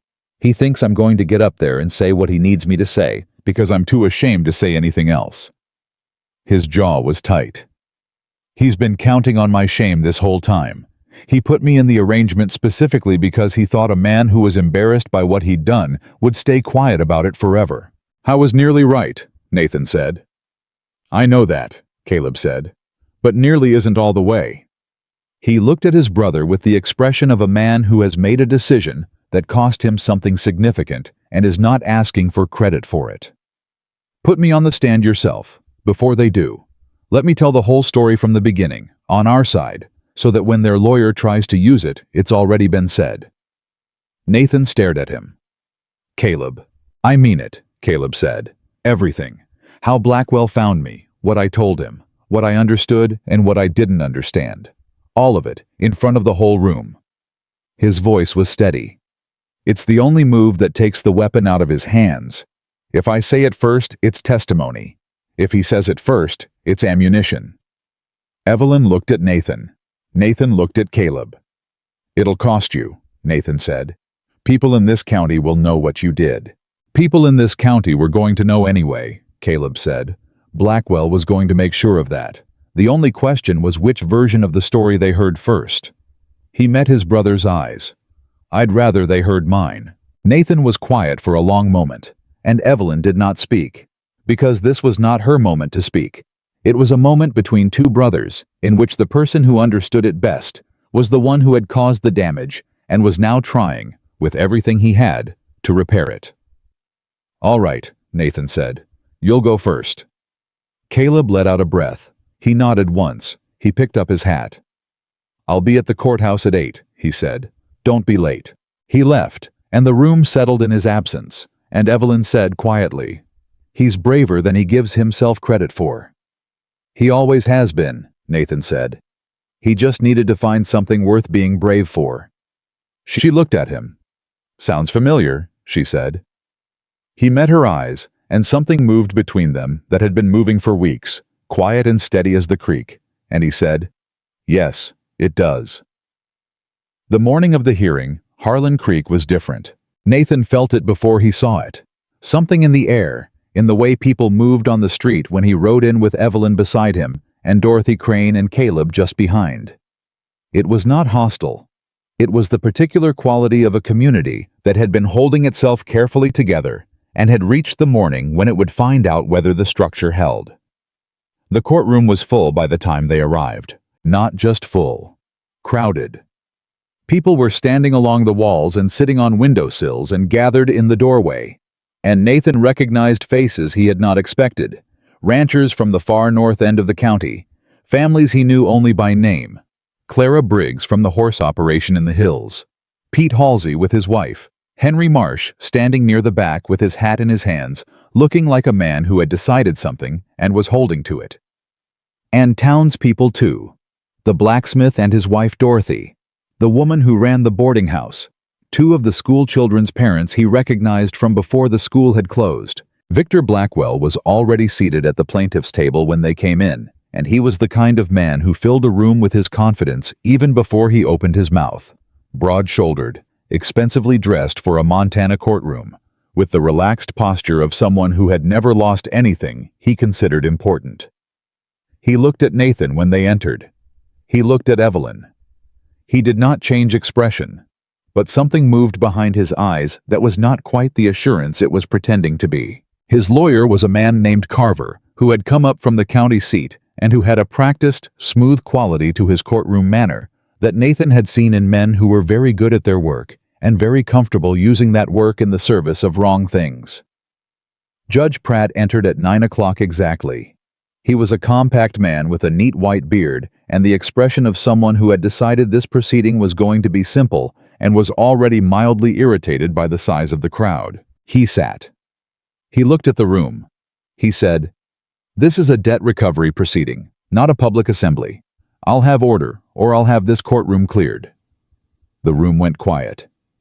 "Good," Pratt said. He looked at the papers before him. "Mr. Carver, you may begin." Carver rose, smoothed his coat, and launched into a presentation that was technically accurate in all its individual parts and deeply dishonest in its overall architecture. He spoke about the loan agreement, the missed payment schedule, the clause that allowed for third-party debt recovery, Nathan's documented financial difficulties. He spoke about it all in a tone of mild regret, as though he were describing a natural disaster rather than a manufactured one. Nathan listened and kept his face still. Evelyn, seated beside him, wrote 3 notes on the paper in front of her without looking up from the table. She passed the third one to Nathan. "He hasn't mentioned Simmons. He's going to pretend Simmons doesn't exist." Nathan wrote back, "Caleb next?"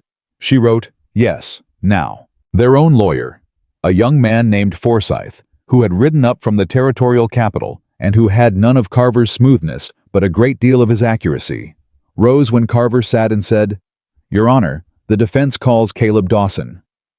Carver stood immediately. "Objection. This witness was subpoenaed by the plaintiff." "The witness is available to either party," Forsyth said, with perfect calm. "The defense calls him first." Pratt looked between them. He did not look happy about the deviation from his expected script, but there was no legal basis for denying the request, and he knew it, and apparently his desire to maintain the appearance of a legitimate proceeding was stronger than his desire to make it easier for Blackwell, at least in this particular moment. "Overruled," he said. "Witness will take the stand." Caleb walked to the front of the room from his seat near the door, and Nathan watched him make that walk. The straightness of his spine, the steadiness of his face, and felt something that was not quite pride and not quite relief, but lived in the same country as both. Caleb sat in the witness chair. He looked at the room. He did not look at Blackwell. Forsyth said, "Mr. Dawson, please tell the court, in your own words, about your relationship with Victor Blackwell." Caleb took a breath. He folded his hands in his lap. He looked at the judge, and he talked. I was in the witness chair for 40 minutes. He did not soften a single detail. He told the story from the beginning.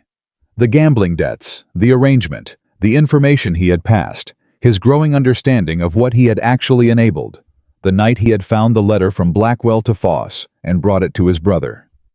He told it in the plain, unadorned language of a man who has given up trying to manage how he appears and has decided that accuracy is more important than dignity. The room was completely silent throughout. Blackwell's expression had moved through several phases.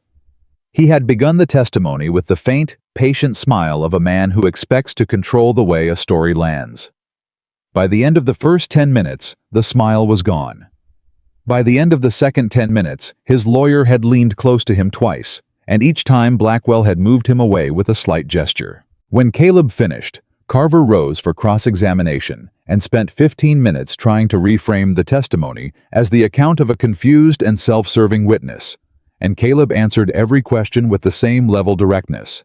And by the time Carver sat back down, he looked like a man who had reached into a situation he expected to be manageable and found it significantly less so. Caleb stepped down from the stand. He walked back to his seat. He did not look at Blackwell. He looked at Nathan. Nathan gave him a single nod.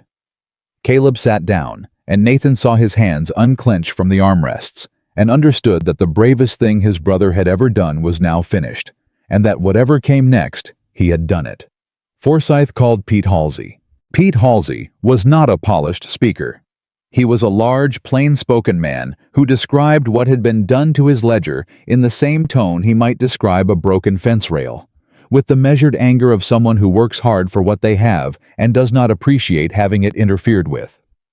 He brought his ledger to the stand and walked the judge through the unauthorized charges line by line, and when Carver suggested that the entries might have legitimate explanations, Pete Halsey looked at him with the expression of a man who has heard enough implausible suggestions to last several lifetimes and said, "Sir, I've been running cattle for 20 years.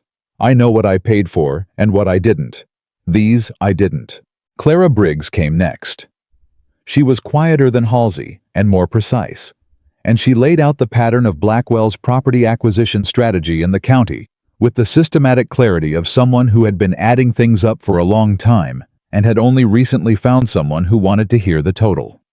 Then Forsyth introduced the documents, all of them, in sequence, with Evelyn's summary read aloud.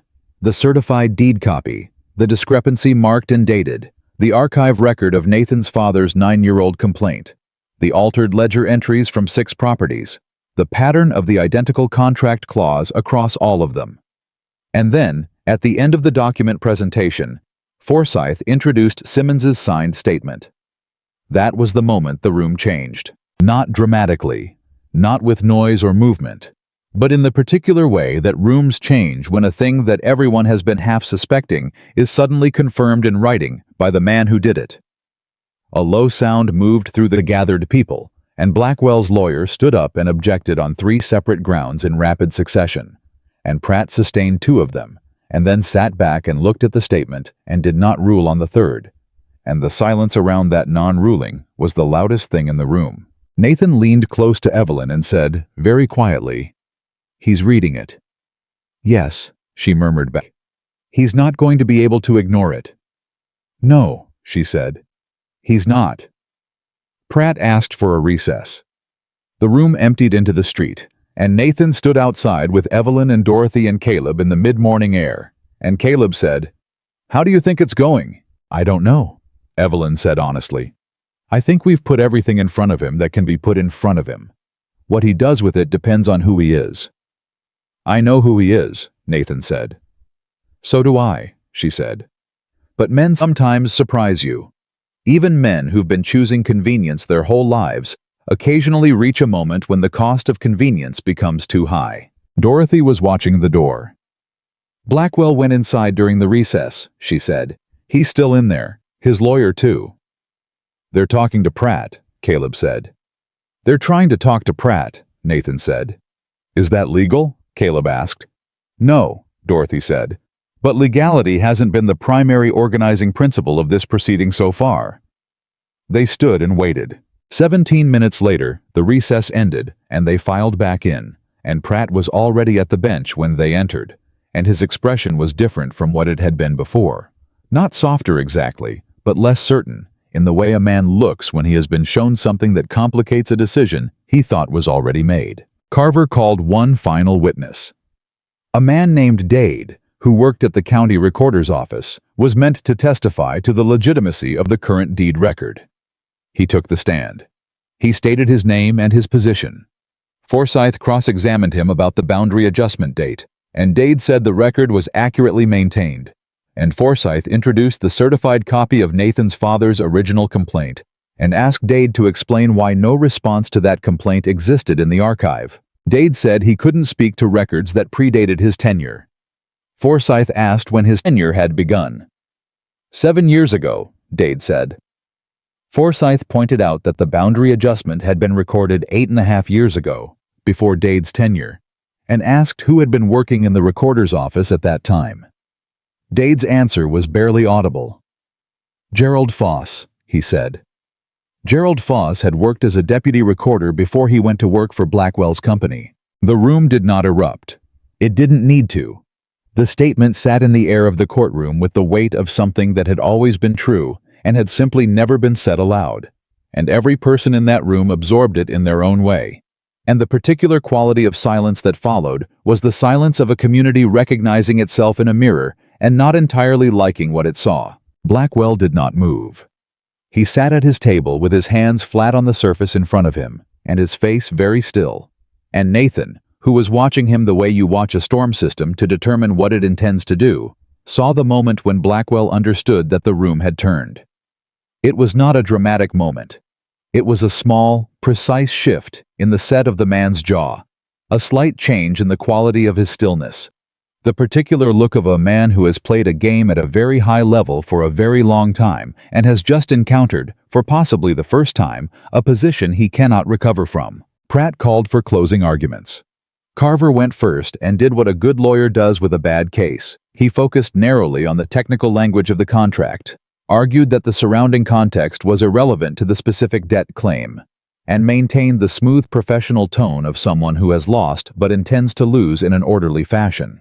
Forsythe stood and said simply, "Your Honor, the evidence before this court documents a systematic, multi-year effort to defraud the landowners of this county through fraudulent contracts, manipulated public records, and unauthorized financial interference.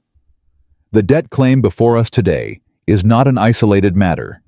It is the intended final step of a scheme that began with the deliberate corruption of this county's deed records 9 years ago, while the current plaintiff employed the man responsible for that corruption. We are asking this court to dismiss the debt claim, restore the original boundary record, and refer the matter of deed fraud and unauthorized ledger manipulation to the territorial court for further proceedings." He paused. "We are also asking this court to look at the people in this room and understand that justice, when it is finally demanded by enough voices, cannot be quietly set aside." He sat down. The room was very quiet. Pratt sat for a long moment, looking at the papers in front of him. Then he looked up, and he looked at the room, at Pete Halsey and Clara Briggs and Henry Marsh with his hat in his hands, and the 10 other ranchers lined against the wall, and the townspeople crowded in the doorway, and Dorothy Crane with her sharp eyes, and Caleb Dawson sitting straight-backed in his chair, and Evelyn Carter with her leather case on the table in front of her. And he looked at all of them for a long moment. Then he looked at Blackwell. Blackwell looked back at him. Something passed between the two men that Nathan couldn't fully read. Whatever private understanding had existed between them in the years before today, whatever accommodation or arrangement had made Pratt the kind of judge whose dinner companion was Blackwell's business partner, it ran up against something in that moment that neither of them had fully anticipated. A room full of people who had stopped being afraid. Pratt looked back at his papers. He said, "The debt recovery claim is dismissed." The sound that moved through the room was not a cheer. It was something older and quieter. The collective exhale of people who have been holding something in for a long time and have been finally given permission to set it down. Blackwell stood. His chair scraped back. His lawyer rose beside him and put a hand on his arm, and Blackwell removed the hand with a single sharp motion and looked across the room at Nathan, and the look was not rage. It was the look of a man recalibrating, storing, deciding on a future move. Nathan held it. He looked at Victor Blackwell and did not look away, and he felt Evelyn's hand come to rest briefly on his arm. Just for a moment, just the lightest pressure, a point of contact that said, without words, "I'm here and it's done," and we held. And then she removed it and turned back to the table and began gathering documents into the leather case with the calm efficiency of someone who has finished the work and is already thinking about what needs to happen next. Pratt was speaking again. He was ordering the deed records to be reviewed by a territorial auditor. He was referring the matter of Gerald Foss's involvement to the appropriate authorities. He was speaking in the language of the law, precise and formal, and Nathan let the words move over him like water, because the essential thing had already happened, and the rest was administration. Caleb came and stood beside him. He didn't say anything. He just stood there, the way their father had taught them both to stand when a hard thing was finished, present and quiet, and not asking anything of the moment. Pete Halsey crossed the room and shook Nathan's hand with both of his and said, "Your father would have been glad to see this day." He said it plainly, without ornamentation, and Nathan thanked him the same way. Dorothy was already at the door, telling someone the outcome in the rapid, efficient manner of a woman who understands that information has a geography and needs to be moved. And then the room was thinning, people drifting out into the street, and Nathan turned to find Evelyn standing at the table with the leather case in both hands, and she was looking at him with an expression he had not seen on her before. Not quite the controlled composure she brought to everything, and not quite the brief flashes of warmth she occasionally forgot to suppress, but something that was both of those things, and also something underneath them. Something that had been there for a while, and had simply not yet been given a moment to be visible. "It's done," she said. "The beginning of it," he said. "The territorial proceeding will take months." "I know," she said. "But this part is done." He looked at her. "You said when it was over we'd talk." "I did say that." "It's over." She held his gaze for a moment. Around them, the last of the courtroom crowd was filing out, and the space was emptying, and the light through the windows fell across the floor between them, and she stood very still in the way she stood when she was about to say something. She had thought about carefully, and intended to say exactly right. "I need to tell you something," she said, "about why I really stayed." "All right," he said. "It wasn't the ledger," she said. "It wasn't the documents or the fraud or the ranchers who needed help. I could have found another way to help from a distance. I could have written to a lawyer in Helena and sent the information and gone back to Ohio." She looked at him directly. "I stayed because of you. Because from the first morning at that kitchen table, when you said yes without flinching, when the most honest thing I could do was call you wrong to your face, and you sat there and took it and didn't try to make yourself smaller or me softer. I knew what kind of man you were." She paused. And the man in those letters, the real man who wrote them, was worth knowing. Nathan stood very still. "I told you," he said, "that the honest things are harder to say when the person is real." "You did," she said. "I was right about that," he said. "This is hard." "I know," she said. "Say it anyway."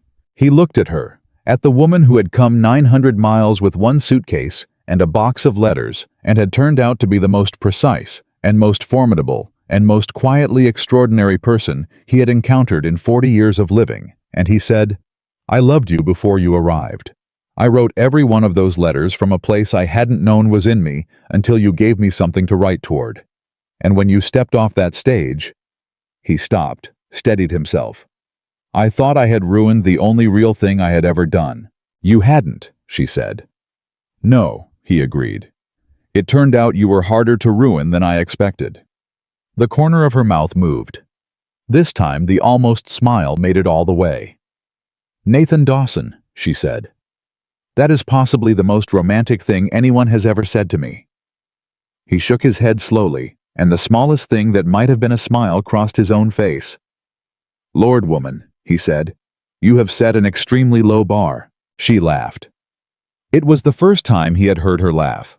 Not the controlled near smile, but an actual laugh, surprised out of her and unguarded and completely genuine. And it was, he thought, the best sound he had heard in this county in a very long time. He reached out and took the leather case from her hands and tucked it under his own arm. "Come on," he said. "Let's go home." She walked beside him toward the door, and the courtroom was empty behind them, and outside the street of Harlan Creek was loud with voices. Ranchers talking, townspeople gathered in groups, the particular noise of a community that has been through something together and is in the early stages of understanding what it means. And Victor Blackwell was nowhere to be seen. Victor Blackwell left Harlan Creek 3 days after the hearing. He did not announce his departure. He did not hold a meeting or send word or settle his accounts at the hotel in any visible way. He simply was there one evening, and the following morning he was not.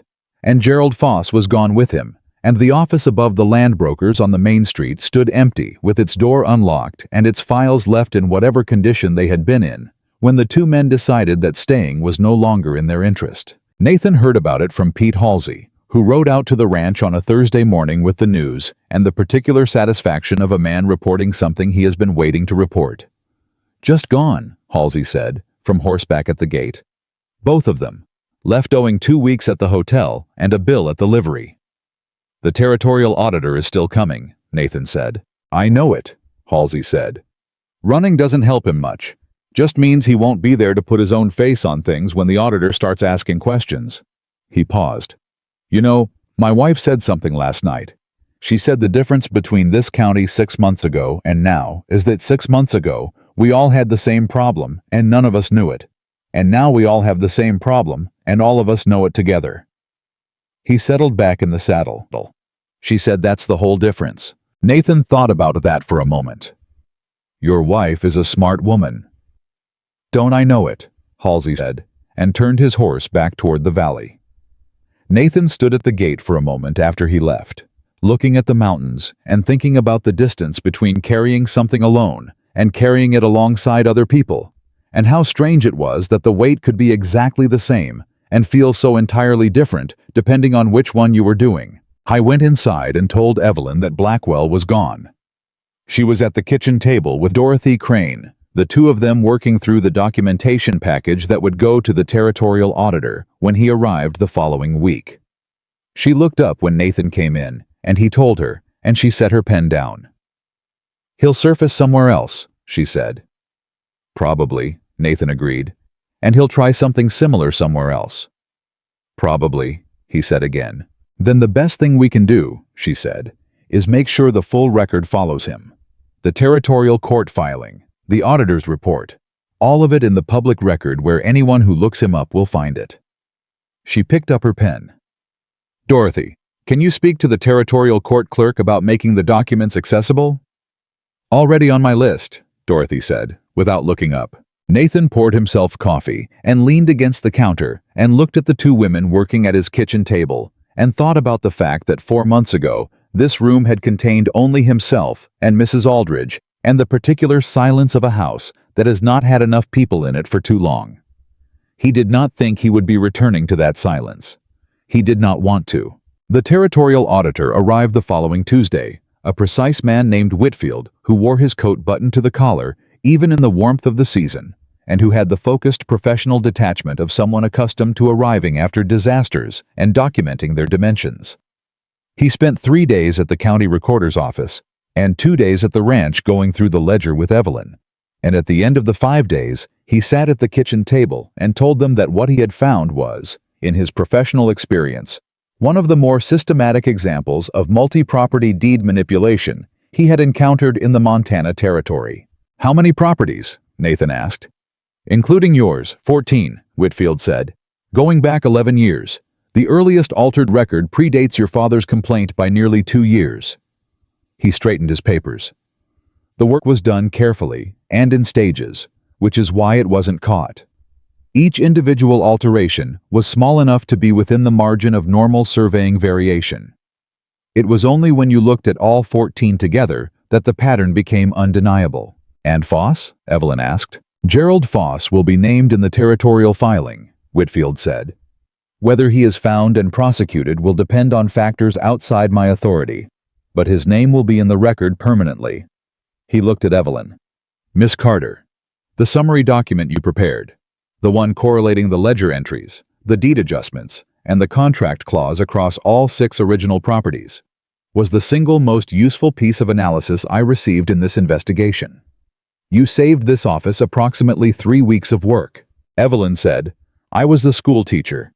Organizing information is what I know how to do."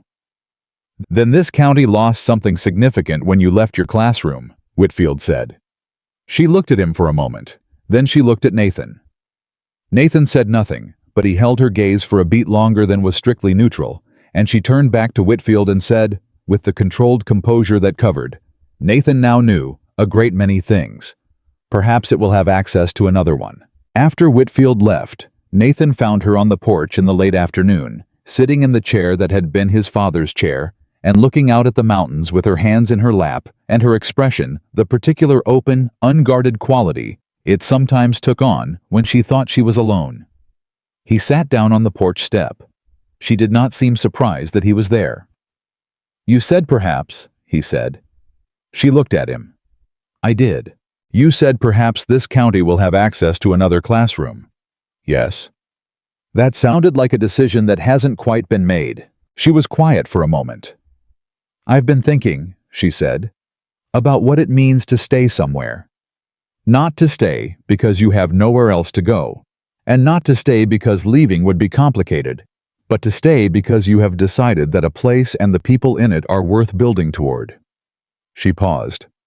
"I've been thinking about whether I have decided that." "And?" he said. "And I think the honest answer is that I decided it some time ago," she said. "I've just been waiting to see if the decision would hold when I looked at it directly." "Does it?" She looked at him steadily. "Yes," she said. "It does." He nodded slowly. He turned his hat in his hands, the way his father had always done when he was about to say something that required being said correctly. "Then I have something to ask you," he said. "And I want to say it right, so give me a moment." She waited. He looked at the mountains for just a second. The high ridges and the long slopes and the country he had grown up in and never left and never wanted to. And then he looked at her, and he said, "I know how this started. I know it started wrong, and I know you came here under circumstances that were not fair to you, and that required you to be stronger than anyone ought to have to be just to get through the first day. I know I was part of what made that necessary." He paused. "But I also know what the last 4 months have been. I know what you did for this ranch and for the people in this county, and I know that you did it because it was the right thing, and not because you owed anyone anything. And I know—" He stopped, made himself continue. "I know that I want to spend the rest of my life learning what it's like to be in a room where you are." Evelyn looked at him for a long moment. "Nathan Dawson," she said. "Are you asking me to marry you?" "Yes," he said. "I am." "On a porch step," she said. "I'll get up if you prefer." "Don't," she said. "Stay where you are."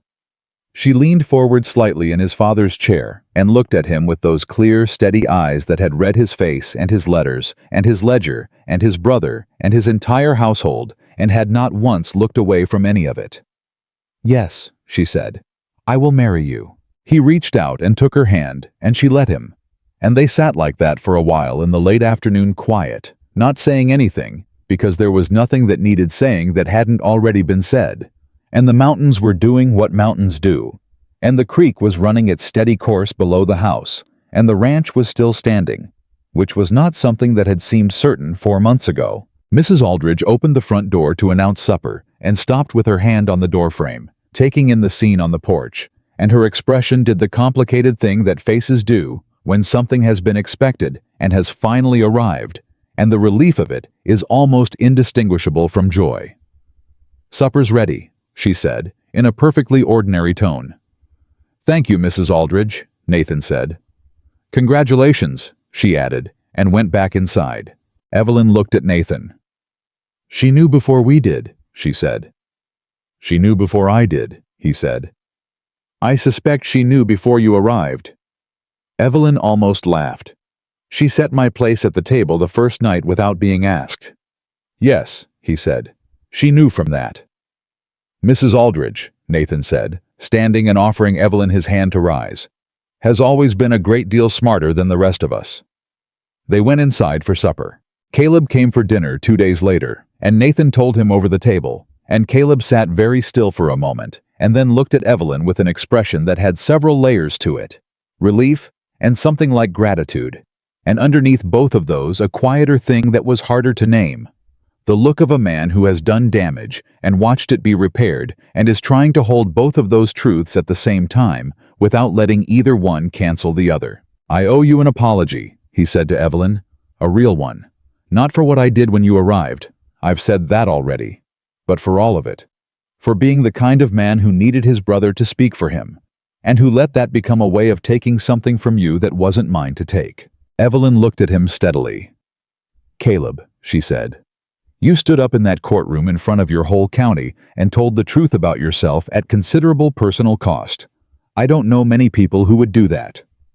"It was the right thing to do," he said. "Yes," she agreed. "And the right thing is often the hardest thing, which is why people don't always do it." She passed him the bread. "I accept your apology, and I'd like you to come to the wedding." Something in Caleb's face shifted, and he pressed his mouth together for a second, and then he said, "I'll be there," in a voice that was quiet and meant it. The wedding was small, the way both Nathan and Evelyn wanted it.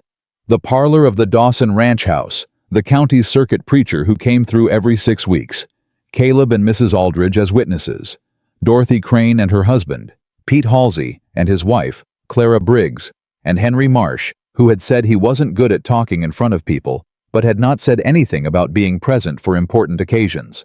Evelyn wore her dark blue traveling dress, which she had cleaned and pressed, because it was the best dress she had brought with her, and because she liked the idea of the dress that had arrived with her in the dust of Harlan Creek being the one she was married in. Nathan wore his good coat and looked the way Nathan always looked, like a man who was exactly where he intended to be, and had no need to perform anything for anyone. The preacher spoke briefly. Nathan said what he had to say in the direct, unhurried way he said everything. Evelyn said what she had to say in the clear, precise way she said everything. The ring had belonged to Nathan's mother and fit as though it had been made for Evelyn's hand, which Mrs. Aldridge pointed out afterward, as though it were evidence of something she had known all along. Afterward, in the kitchen that had become the center of the household's life, people ate and talked, and the ordinary sounds of a room full of people who have been through something hard together and have emerged on the other side filled the house with a warmth that the old ranch walls seemed to absorb and hold. Henry Marsh, standing near the window with a plate of food, said to nobody in particular, "You know, I almost didn't come to the hearing. My wife had to talk me into it." He paused. "I think about that sometimes, how close I came to staying home." "But you didn't," Clara Briggs said. "No," he said, "I didn't." He looked across the room at Evelyn, who was talking to Dorothy Crane with the focused energy of someone who has already moved on to the next set of things that need doing. She said, "When Nathan came to ask me the second time, she said to tell me that the moment was here and that absence would be understood." He shook his head slightly. "That's a thing to say to a man. that his absence would be understood. Makes you want to be present just to prove something. I reckon that was the point, Clara Briggs said. The territorial court's formal ruling came 6 weeks after the hearing. It confirmed the dismissal of Blackwell's debt claim, ordered the restoration of the original boundary records across all 14 affected properties, and referred the matter of Gerald Foss and the deed alterations to the territorial prosecutor. The county recorder's office was placed under a 6-month audit. Simmons surrendered his law license quietly, in a letter that said very little and acknowledged even less. But the effect was the same. The Dawson Ranch recovered slowly, the way ranches do. Not all at once, not with any single dramatic event, but gradually, season by season, as Nathan applied what he had always known about the land with the additional clarity that came from understanding exactly what had been done to undermine it, and removing each of those obstacles one at a time. He rebuilt the northwest pasture fence properly, both rails and posts. He renegotiated the loan terms with a bank in Helena that had no connection to Blackwell or anyone associated with him. He filed the corrected boundary survey and stood at the property line on a cold October morning and looked at the 200 yards of land that had been on paper someone else's for 9 years, and he felt his father's presence in the air around him in the way that the dead are sometimes present at the moments they spent their lives working toward. He did not say anything out loud. He did not need to. Evelyn opened the school in November. It was not the county school, which was its own institution with its own administration, but a practical school she ran 2 evenings a week in the Harlan Creek Church Hall for anyone who wanted to attend. She taught reading and writing to the 3 ranch hands who could not read, and she taught basic accounting and contract literacy to anyone who showed up for the second hour. And she taught it in plain language without condescension. And within 6 weeks, she had 23 regular students ranging in age from 14 to 61. Dorothy Crane came every week and helped with the advanced contract material, and the 2 of them had developed by that point the kind of working friendship that forms between women who are equally capable and have recognized that quality in each other without ceremony or competition. Pete Halsey's wife came and brought 2 of her neighbors, and one of those neighbors brought her daughter.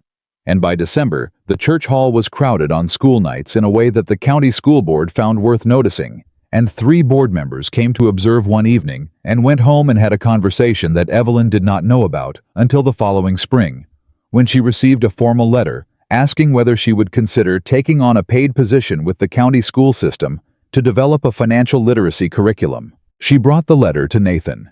He read it. He handed it back. "What do you want to do?" he said. "I want to say yes," she said. "It means more time in town and more formal obligations, but it means the curriculum becomes part of the school permanently, not just something that exists while I'm here to run it." "Then say yes," he said. "It'll take more of my time," she said, "away from the ranch." He looked at her steadily. "Evelyn, you have been running the school, managing the household accounts, corresponding with the territorial court about the Blackwell case, and helping Clara Briggs review her lease agreements, all while keeping this ranch's books in better order than they have been in 15 years. He paused. "What exactly do you think you're protecting me from?" She looked at him for a moment. "You're not bothered by it?" "Truly? I'm bothered," he said, "by the idea of a woman with your capabilities doing less than what she's capable of because she's worried about what her husband needs." He shook his head. "Write back and say yes." She wrote back and said yes. Caleb spent that winter doing something that surprised nearly everyone who knew him and no one who had been watching carefully. He sold the property he had been renting and moved into the small foreman's cabin on the Dawson Ranch, and he worked. He worked in the straightforward, unself-conscious way of a man who has stopped expending energy on managing how he looks and has redirected all of it toward the task in front of him. He was not asked to do this. He arranged it with Nathan in a single conversation that lasted less than 10 minutes, the way the Dawson brothers had always done their important talking, without elaboration, without sentiment, with the direct efficiency of men who understand each other well enough that most of the words are unnecessary. How was good with the cattle, which Nathan had always known. He was good with the horses, which was a newer discovery. And he was good, somewhat to his own apparent surprise, with the books. Evelyn had taught him the accounting system she had developed for the ranch, and he applied it with the focused attention of someone who understands that numbers are a language and has finally been given a reason to learn it. In February, Caleb rode into Harlan Creek and came back with something he did not announce or explain. He simply appeared at the ranch dinner table with a woman named Ruth beside him, a quiet, direct woman who ran the dry goods store's back office and who had, it emerged over the course of supper, been acquainted with Caleb for 3 years and had been watching him carefully for most of that time. Nathan said nothing. Mrs. Aldridge said, "More biscuits, Miss Ruth?" Evelyn said, "I've been meaning to speak with you about the store's supplier contracts. Dorothy thinks there may be an issue with the pricing structure." Ruth said, "I've thought the same thing for 2 years. Nobody asked." "Well," Evelyn said, "someone's asking now." Caleb looked at Nathan across the table with an expression that said, without words, that he understood he had found, in Ruth, something he had not known to look for, and that whatever it meant, or wherever it led, it was real in a way that things had not always been real for him. Nathan raised his coffee cup slightly. Caleb understood the gesture. Spring came to the mountains the way it always did. Not all at once, not politely, but in the incremental, argumentative way of high country seasons that don't fully commit until they're good and ready. The creek ran high with snowmelt, and the cattle moved to the upper pastures, and the fence lines that Nathan and Caleb worked through April were the best maintained the ranch had seen in years. One evening in late April, Nathan came in from the last of the fence work to find Evelyn standing in the kitchen with a letter in her hand and an expression he could not quite read. "From Ohio?" he said. "Yes," she said. "My mother." "Is she well?" "She is," Evelyn said. "She wants to know if I am." She turned the letter over in her hands. "She says she has been worried because the last letter I sent was in December, and she says it was the happiest letter she has ever received from me. And that happiness of that particular completeness makes a mother nervous because it means there's something worth losing." Nathan crossed the kitchen and poured water to wash his hands and said, "Write and tell her you're happy and well, and that you'll be coming to visit in the summer so she can see it herself." Evelyn looked up. "You'd do that? Let me go back?" He turned to look at her, genuinely puzzled. "You're not a person I let do things, Evelyn. You're my wife. You go where you choose, and I'll either be with you or I'll be here minding the cattle." He dried his hands. "But if you're asking whether I want you to go, yes. I want you to take your mother, the daughter she raised, and show her what that daughter has done, and let her be proud of it." Evelyn looked at him for a long moment. "I keep waiting," she said, "for you to be less than the letters." And you never are," she said. "You're always exactly what was there in the writing, and sometimes more." He crossed to her and took the letter from her hands and set it on the table and held both her hands in his, the way he rarely did in ordinary daylight, because he was not a man who wore his feelings publicly, even in the privacy of his own home. "Write to your mother," he said. "Tell her we'll come in July." "We?" she said. "If you'll have me along." She looked at his hands around hers, the work-roughened, honest hands of a man who had built and maintained and repaired and held things together through sheer consistent effort. And she said, "Nathan, there is no version of anything in my life in which I go without you." He nodded. He released her hands. He sat down at the table and reached for his own coffee. "July then," he said. "July," she agreed. She picked up the letter and sat down across from him and reached for her pen. They sat together in the kitchen in the evening quiet, and the fire was low, and the creek was audible through the window she had opened to let in the April air, the same creek Nathan had written to her about in letters that were meant to be someone else's, the same creek she had heard described in words she had read so many times on the train west that she could have recited them in her sleep. It sounded exactly as he had described it. She had told him that once, in the first week, and he had said, without thinking about it, that he was glad some things were what they were promised to be. She thought about that now, her pen in her hand, her husband across the table, the mountains surrounding the ranch in the last of the day's light, and the school 2 evenings a week, and Dorothy Crane, who had become the closest thing to a sister she had known since leaving Ohio, and Caleb, who was slowly, steadily, without fanfare, becoming the man he had always had the capacity to be, and Mrs. Aldridge, who had set a place at the table for her on the very first night and had never once indicated that this required explanation. She thought about the woman who had stepped off the stagecoach in the dust of Harlan Creek in the summer of 1885, with one suitcase and a wooden box and nowhere to go. And she thought about everything that woman had not known was waiting for her. And she thought that if she could have told that woman one thing on that terrible afternoon, it would not have been that it would be all right, because you can't know that and you shouldn't promise it. It would have been, keep your spine straight and your eyes open, and don't let them see you flinch, and trust that the person worth knowing is already in the room somewhere, and the rest will find its shape if you give it the chance. She began to write to her mother. My dearest mother, I am writing from the kitchen of the Dawson Ranch in Montana Territory, which is also my kitchen now, and has been since last autumn, and which I believe, with the kind of certainty I have only ever felt about a very few things in my life, is where I intend to remain. Across the table, Nathan read something. A deed record from the county auditor, she thought, or possibly the spring cattle register. And the lamp was warm between them, and outside the creek did exactly what it had always done, exactly what it had been described as doing in a letter she had read 900 miles away in another life. She had arrived as a woman no one wanted. She had stayed as a woman who built something worth having. She had been rejected in the dust of a street by a man who was afraid of his own choices. And the quiet man who had stepped forward that afternoon, not to rescue her, not to pity her, but simply to say that a person deserves to be treated with dignity, had turned out to be the truest thing she had ever been given. She was not the woman who had been left behind in the dust. She was the woman who had looked at that dust, and that town, and that impossible situation, and had decided, without anyone's permission and without anyone's help, that she was worth more than the moment that had been handed to her. And she had been right.